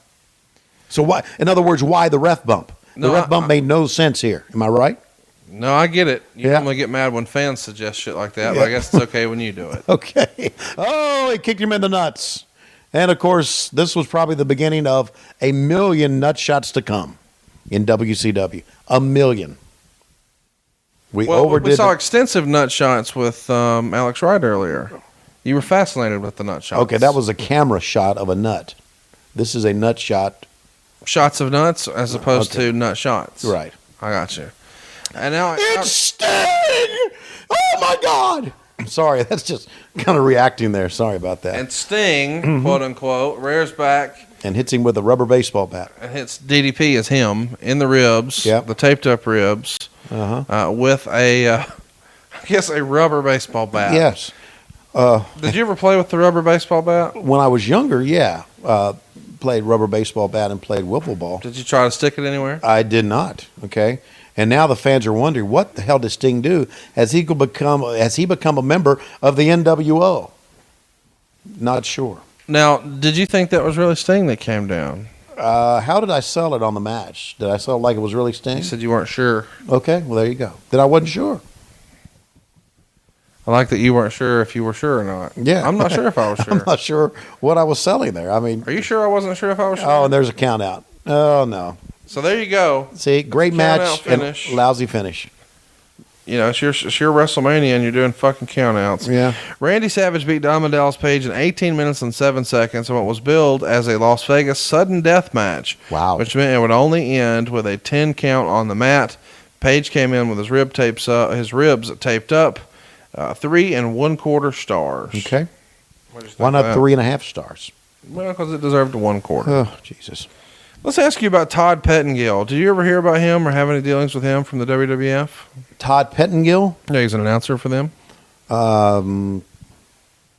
Knew the name. I don't know him that well. All right, no big deal. He was cut here a couple of weeks prior to this. He was making about $300 a year. They're trying to save some money, so see you later, Todd. So the WWE cut him, Yes. and he was making $300,000 a year. Yep. What the fuck? Where the fuck was I? You were down here in Rednecksville. Rednecksville, making probably not even half that. Well, Really? yeah, You don't think you're making? You got to be making half here. what, $500,000 a year? No. I'm saying you got to be making 150 or better here. Yeah, I am, but $300,000. So was Pettengill trying to get in with us now? No, Pettengill had a very successful radio show, Yeah. and he was making bank on his radio gig. Okay. So he didn't fucking need wrestling. Okay. Well, good for him. What's he doing now? Making a lot of money on the fucking radio. Wow. Still. Good for Todd. Bobby Eaton and Joey Maggs were nearly fired, but it was overruled after a lot of politicking by Terry Taylor because the two have been so loyal to the company and are generally well liked. Do you remember why Bobby and Joey were in some sort of heat? Did you ever hear about that? It had to do something with what happened at a house show. Oh, okay. So they got out of pocket and were behaving unruly? Yeah. Well, look, Bobby never behaved unruly. Bobby always did what you asked him to do. But it had something to do with doing jobs and coming up with their own thing. And Okay. they weren't trying to work their own program. They were just trying to Silva's add something shitting to it. in my, 6 feet from us right now. Yes. Did you expect this to be the case? God, Dave. How about a fucking courtesy flush? Dave. And also, there are 30 fucking toilets in this I was going to house. say, I've got 5 bathrooms downstairs. God almighty. Go. What are you doing? Just go down. What are you doing? I don't know. Anyway. It's gonna smell like the fucking in here in a minute. I think he just lit a match. Okay, so we see DDP doing a stretcher job here, Yeah. and you're actually teasing here, guys. This could be the very end of DDP's wrestling career. Did I say that? I mean, And look at this. This is great shit, man. If you want to further it, as a shoot, keep the fan on. as a shoot, if you hated this guy, okay, and he was on a stretcher and you wanted to do him in, you would still try to attack him, right? Yeah, That's what made him so good. That's what made Randy Savage so good. Absolutely. And is my chair the highest one there? We didn't talk about Dusty Rhodes and Bobby Heenan in Las Vegas. What were they like in Vegas? It feels like they would have absolutely loved it. Didn't hang out with either one of them in Vegas. You just went straight to the escorts? No, actually Lois was with me during this one. Tell us about your first time with a Las Vegas escort. I never did have a Las Vegas escort. Oh, where were they? I don't know. I don't know. No. You said I never had a Las Vegas escort. Oh, okay. I never had an escort. I never went to the Chicken Ranch. I don't think that's even in Vegas. I think that's outside of Vegas. That's about 67 miles and a half miles outside of Vegas. Oh, not that anybody knows what mile marker or exit it is. Oh, I just go to Google Maps and you check it out. Oh, Okay. sure. Yeah. I guess I was referring to, these days, and I guess, gosh, for probably 10, 12. I mean, I've been going for at least 12 years. What, and to the chicken ranch? To Vegas. Oh, and okay. as I scoot around Vegas, there's a rolling billboard that says, girls direct to your room, 702-696-9969. And I thought, first of all, how'd they get that number? And second of all, roll tide on that. That is the most genius marketing ever. Yeah. And so those billboards were fascinating to me, being a hillbilly from Alabama. I'm from Gunnersville, so there's like 12,000 fucking people and 2 caution lights. Not a lot going on. We don't have prostitutes in Gunnersville. So as I'm walking the strip, there's these dudes walking around just popping paper, and then they hand you something. So my first time there, I'm probably 19, 20. I'm not even supposed to be there. And this guy's handing me pictures of naked girls, and I'm like, what the hell is going on? And then this billboard rolls by on the road like it's a rolling billboard. Girls direct to your room in 30 minutes or less. You could order a pizza and a blowjob. And it's a wonder you ever came back. Right? Yeah, that's what I'll just live here, man. They got mortgages out here. I'm staying. That's right. Maybe that's why Disco Inferno's out there. What I was getting to earlier is Disco actually works at a gentleman's club out there. He does now? Yes. No. The nicest one out there is called Sapphire. And do you have his phone number? And he's a host, yeah. We're going to call his ass when the show's over. Okay. Yeah. Great guy. Big fan of his work and the show. Yeah. You can keep up with him. He's hilarious. Yeah. He's not scared to stir some shit up or state his opinion. He'll own his bad ideas, but he's going to defend his good ones. And he's over at Keeping It 100. He was an idea guy. He really was. Well, I have an idea that he knows where all the hookups are in Vegas. Holler if you hear me. Disco can take care of you. So he can get girls direct to your room, I bet, in 30 minutes or less. Aren't we supposed to do a Tony Schiavone Nitro party at somewhere in Vegas? We have talked about doing this. I guess we should mention right now, this is a real thing. Tony, I think people thought when I mentioned this that I was kind of doing it as a rib. I've sold you on the idea of doing Nitro parties in 2017, have I not? Yeah. I think it would be a good idea that if you wanted me to come to, let's say you're going to watch, I don't know, the Royal Rumble, or you're going to watch Survivor Series, let me come to your house early on a Sunday. We watch a Nitro or two, and then we watch the Survivor Series together, have a little food, little laughs, and we could rip on the Survivor Series and remember the great times. One of the fun things I pitched and presented as we see Hollywood Hogan come into the ring as they're lowering the most ridiculous cage ever, was it would be fun to have you bring like a blue blazer and let them do old school promos with you. Yeah, absolutely. And so they could film it with their iPhone and then have their buddies come in and do their favorite wrestling character, their version of The Miz or whatever they're into. Yeah. And have Schiavone call it for them. I thought that would be pretty fun. Yeah, so we're going to ask them to DM me. Well, can people DM you? Huh? Well, let's encourage you to do this. Slide into the DMs on the show. We will turn on direct messaging for the show. Okay. And you'll be able to direct message us at WHW Monday on Twitter if you would like to book Tony for a Nitro party. Now, I should remind you, he's going to be coming from Atlanta, Georgia, so keep that in mind when you're making an offer. We're not saying, Tony, you're not going to do these every day or every weekend. You do have a limited schedule, but you can do a handful of these. Yeah, we could. But it is going to have to be something that you can logically make, and it makes sense for travel from Atlanta. It can't be on a Saturday because during football season. During football season, or even basketball season too, because I do college basketball. So Sundays are good, and Sundays are good for everybody, right? And that's why I was saying Survivor Series, Royal Rumble, Sunday time. So there you go. If you'd like to get Tony Schiavone to your house, have a little din, have a little drinky poo, and make fun of some old wrestle crap wrestling, watch the current product, do some promos with your buddies. Tony is available for Nitro Party. Slide in our DMs. It's at WHW Monday on Twitter. And let's pay attention to our main event here. And you can make fun of me because Conrad does for 2.5, 3 hours every week on the show, so I don't mind. We are seeing two of the great performers ever in our sport. Aren't you? Didn't you? I got our sport in. How about that? Aren't we? I like it. Aren't we really? Look. This is the main event, yes. You might as well call it, of the very first WrestleMania. And it makes sense, all these years later, that if this is WCW's WrestleMania, they should be headlining as well. Right. Absolutely. And they years are later, right? You've got 13 years later or whatever. The icon shirt here from Roddy Piper, and he's got Hollywood Hogan's big gold belt with the spray painted NWO on there. He, of course, stole it on Nitro. He's holding it, but he's not really the champion.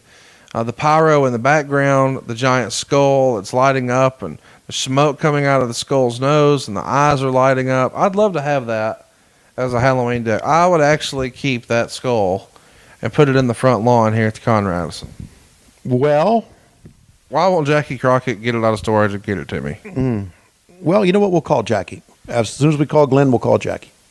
I like it. You got it.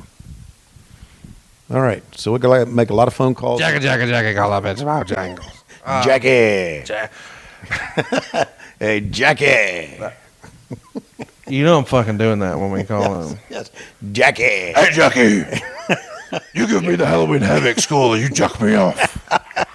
I'm getting that Halloween Havoc skull one way or another, brother. Easy way or hard way. Hand or asshole. You pick. I'm fucking getting that skull. Okay. I want that Halloween Havoc. Okay, we'll try to get it for you. I wonder if I could set it up to like Control 4 and just like fuck with the neighbor kids. That'd be awesome. You don't get anybody here for Halloween. It's theater of the mind. Okay. They don't know that. Okay. Man, I'll tell you something. You've got yourself a Jed Clampett house, a cement pond, and you're on your own street, buddy. Wow. I have a neighbor. You're saying that like I own the whole street. You do. Because this is the house. I saw the house number 1. I went, 1? Yeah, 1. It's the only one. I love that. That's hilarious. Okay. All right. So now they lock the cage. It's Age in a Cage. Yeah. Oh, God. Roddy Piper is chasing Hollywood Hogan around the ring. Yeah. Hollywood's trying to make his escape by scaling the cage. Yeah. And this cage is like a pussy version of the big blue cage from the WWF. Yeah. This cage built. Wait a minute. What's going on? Give us some context. Oh, he's biting him in the ass. Oh, my God. And he's going to bite him here again, I'm sure. Roddy Piper, one of the greatest performers of all time. Whoa, he's going to give somebody a souvenir. So Roddy Piper actually bites Hulk Hogan's rear end. Yes. And now a couple of punches, eye scrapes. And whoa, he's going to bite him again. Holy shit. Miraculously, he's not bleeding. There are no bite marks. There are no chunks. But he was spitting something out there, so apparently... Probably tanning oil. Probably was... No, he's biting him in the forehead. Holy shit. And head first. Into the apron. It feels like Ming could have taught Piper a thing or two about biting people. No, absolutely could. Because when Ming bites you, a hunk's going to come out. Okay.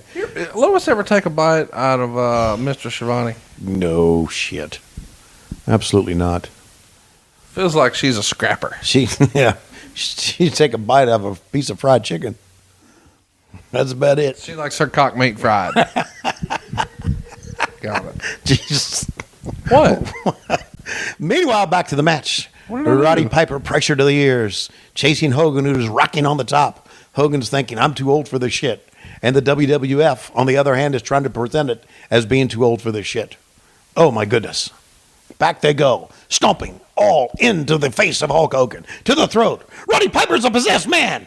What do you think, Conrad? Thank you very much. And now we go back to the action. Thank you.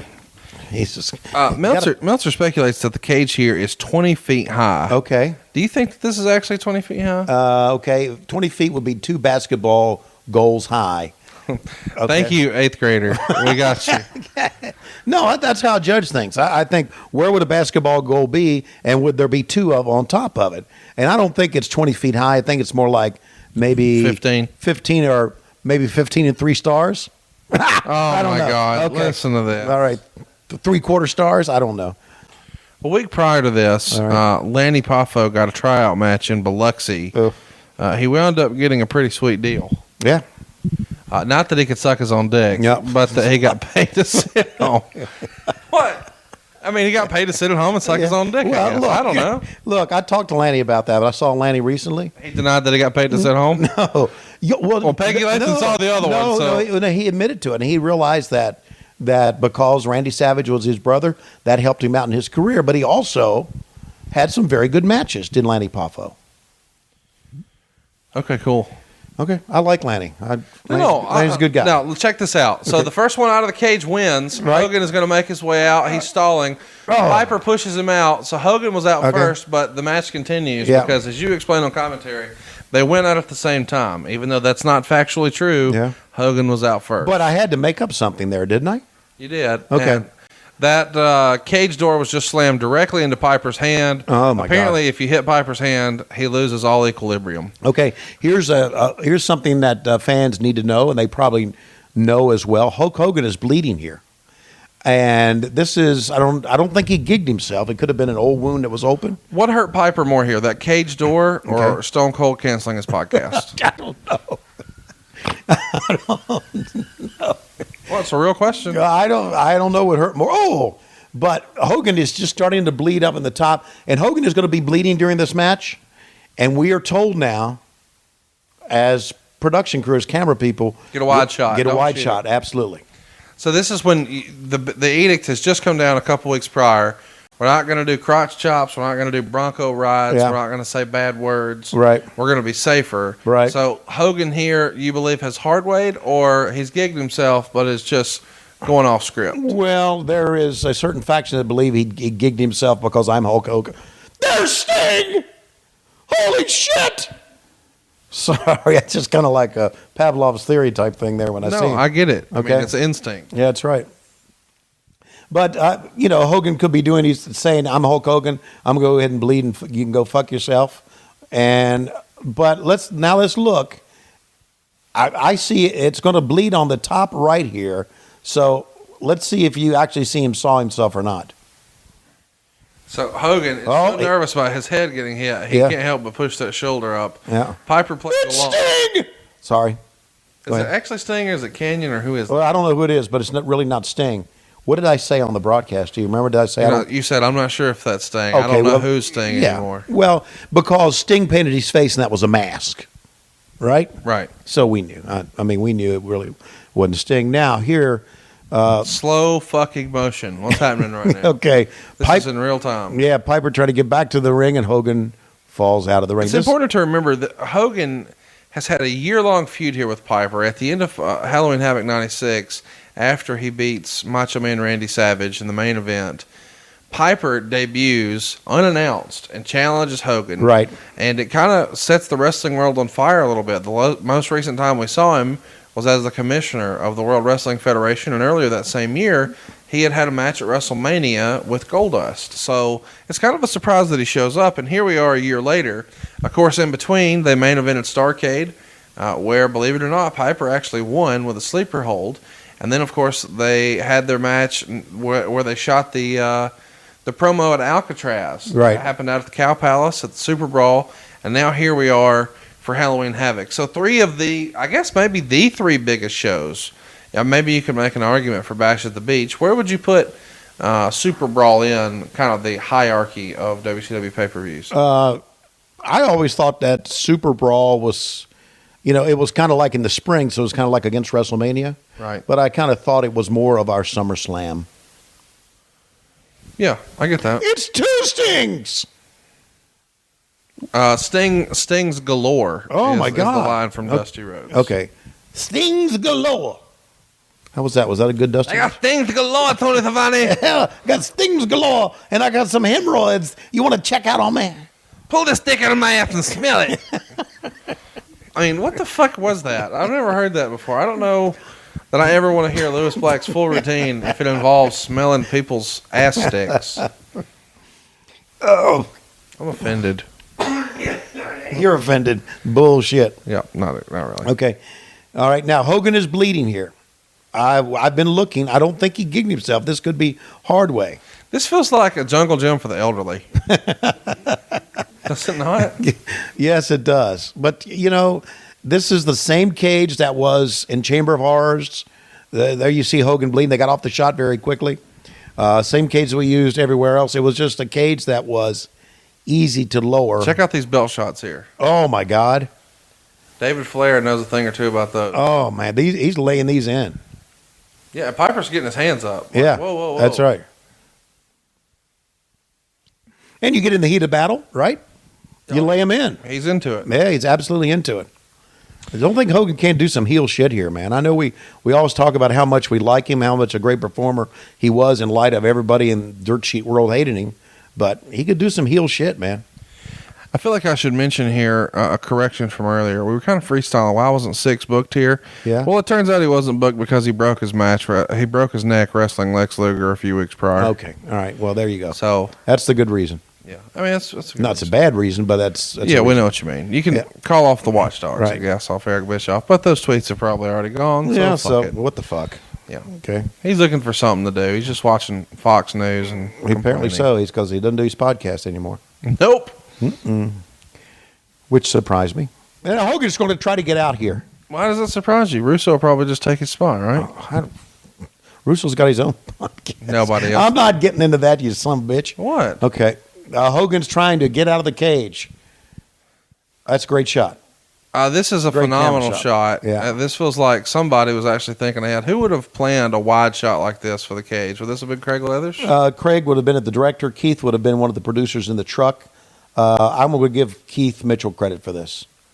So as he starts to climb down, there's Sting pointing the bat at Hogan. And Hogan's thinking twice about climbing down. So Piper scales up on the inside, and now these guys are going to be facing off through the cage.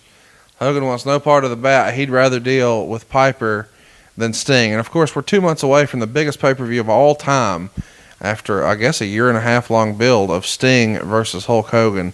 They're on top of this rickety chicken wire cage, which looks like an adult playpen. Sting again! How many Stings is this? Oh, shit, man. How many Stings does it take to get in the Wrestling Observer Hall of Fame? And there comes one with his hairdo all down in front of him. That's the Shield version. That's the Roman Reigns one. Roman Reigns Sting. Sting Reigns. Well, yeah, we've got Ambrose taking pictures at ringside.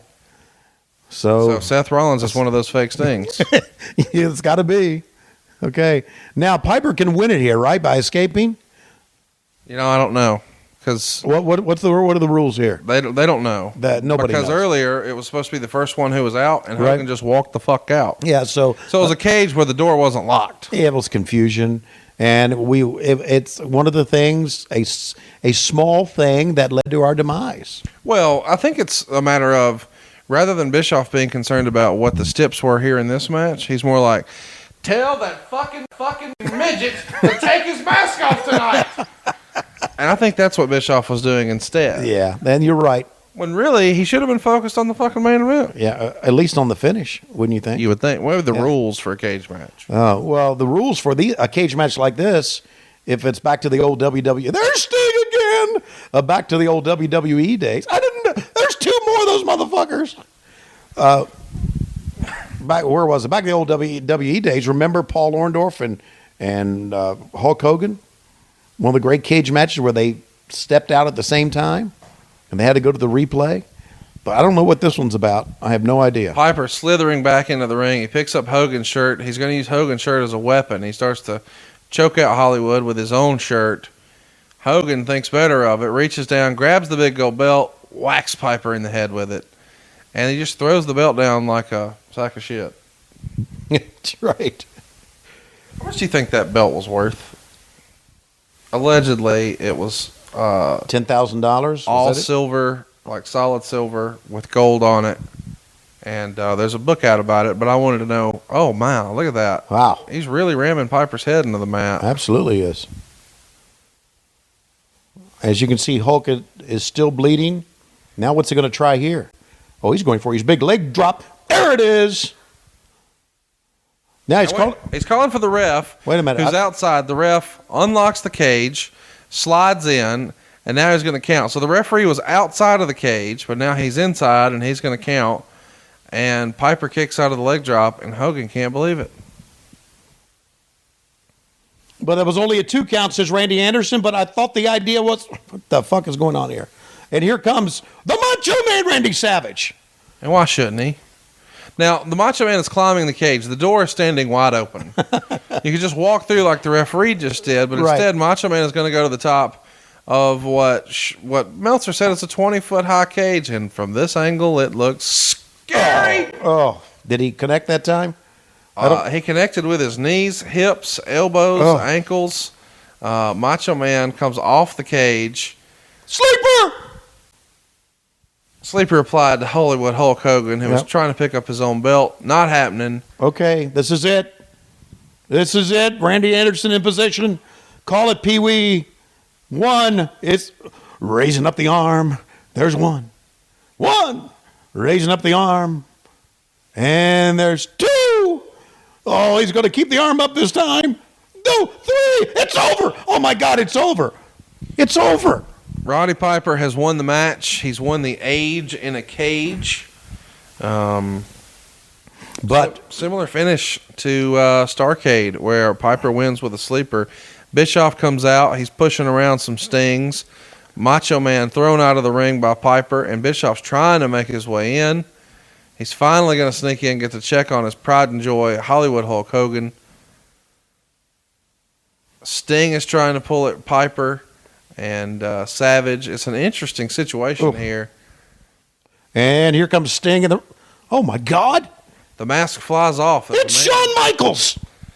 Shawn Michaels. Shawn Michaels. Pantyhose. It's one of the many fake things. Little known facts, boys and girls. There you go. There was his debut in WCW.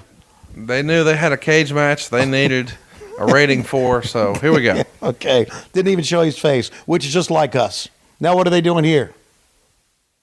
They're going to be handcuffing Roddy Piper, and there's a Roddy Piper doll being stuck through the holes of the cage. What the hell? It's real life. Oh, good God. And if memory serves me right here, Conrad, real life is about to really happen. Some of the worst selling ever from Piper. Yeah, he's not even acknowledging that Macho Man is just firing off on him. He's supposed to be out on his feet here, right? Is that the? Well, you should the move gimmick? your head if you're getting punched in the face. All right, so we're going to see some real life stuff here happen, and I've often been asked by fans, was this really a fan or was this a work? How about Hogan putting on the Sting mask? That's pretty cool. Kind of funny. Yeah, it is. As fans are reaching through trying to hand these guys toys, Macho Man tried to look at this. Okay. A fan jumps the ring. Yeah. And he's being shot and shown on camera. And he's scaling the ring at a furious pace. Right. He was a fan who sat at the corner who looks like the world's skinniest juggalo. Right. And here he comes, and they take the shot like they really think it's him. He has like a Sting mask and a Sting shirt. Okay. And now Shawn Michaels is covering him up. Actually, now that I'm looking at it, it looks like Chad Gable. That could be Chad Gable. This was a real fan. Hogan realizes what's going on. Savage realized what's going on, and now you're going to see the end of working punches. You're saying these are shoot punches? This is a shoot punch. This fan went into the ring. Doug Dillinger told wrestlers many times. Why would they try to put him in the ring? If he's a fan, why would you put him in the ring where you know he's going to be on camera? Well, they want to show fans what to fucking not do. Why would they shoot him climbing the cage? Okay. Because they would shoot him climbing the cage because they weren't always told what was going to happen, and they thought this was absolutely part of the gimmick. And now you're going to see Doug Dillinger's people get in and they frantically try to pull him off. And you say this was a shoot. You don't think this was a work. It's a shoot. This is absolutely a shoot. Well, they beat the shit out of him. Yeah, they did. And I've seen fans get the shit beat out of them before. This was always a thing in the business, and of course, when a fan got involved, when he stepped through the ropes, he was going to get the fuck beat out of him. That was always an unwritten rule, and now you're seeing it happen. And right now, we don't know what to do, right? Because we want to show Piper, we want to get off this guy, and they are just getting his ass out of there. Meltzer wrote, then came the post-match angle with the fan, really bad stuff, dud. Yeah. So they went 13 minutes and 37 seconds. Okay. And it's kind of weird because it's a non-title match. And Meltzer wrote, the fact this was non-title must not have gotten across well because after the matches, virtually the entire crowd live, and it appears the majority of the TV viewers couldn't understand why Piper hadn't won the title. This was a slow-motion battle of should-be-extinct dinosaurs who came across great on Nitro during interviews, but when they were put in the ring with all the hype, the lack of heat, show they are having a harder time fooling the public that they can still wrestle. Another cage match where tons of guys get in, Both guys get out during the course of the match. A million stings came out, all to no reaction. Hogan juiced at one point. He used 2 leg drops, and somehow Randy Anderson got into the cage, and there was no ref in the cage up to this point, and it was billed as a no-referee match. And he counted the pin, but Piper kicked out. Anderson stayed in there for a finish as Savage supposedly hit Hogan with his flying leap, and Piper used the sleeper for the win. And then the fan deal, really bad stuff here. Dud. Yeah. Savage here, when he's jumping off the top of the cage, is just a couple of weeks shy of being 45 years old. Wow. Kudos to him for such a feat, because that could have went really, really wrong in a hurry. Yeah, it sure could have. I'm going to go back to this fan thing. What have you read, because I don't read this stuff, that it was really a fan or wasn't a fan? You know, I've got to be honest. I've got to do some more investigating on that, and I'm sure that we will touch on it in the future. But I have always been of the impression that this was a fan, because they showed so much of it. Right. It feels like if they're gonna beat the shit out of him and break the law, that they might not shoot it. Yeah. Right. What to me, when I saw him come up, and I wasn't sure because we're not told everything. When I saw him come down, I'm thinking, well, this is a part of the angle. But when the phony Sting grabs him and holds him down, I saw that, but I thought that maybe that Sting hadn't been smartened up. There was a miscommunication, and that extra didn't know that this was part of the show. Yeah, well, I could be wrong. To me, it was a real fan. I thought it was a real fan, and I thought it was because I watched it again. They were laying him in on him. So. Well, it makes me happy because even if it wasn't a real fan, the idea that a guy who was there and in the company thinks it was a real fan means it got over. Right. It worked. Yeah.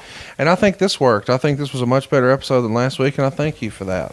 Well, you're more than welcome. It's always good working with you, and good having Dave Silva in the audience here. I don't know what Dave did except go to your bathroom 10 feet away. He took a huge shit. Yeah, he sure did. Wow. I mean, it smells like...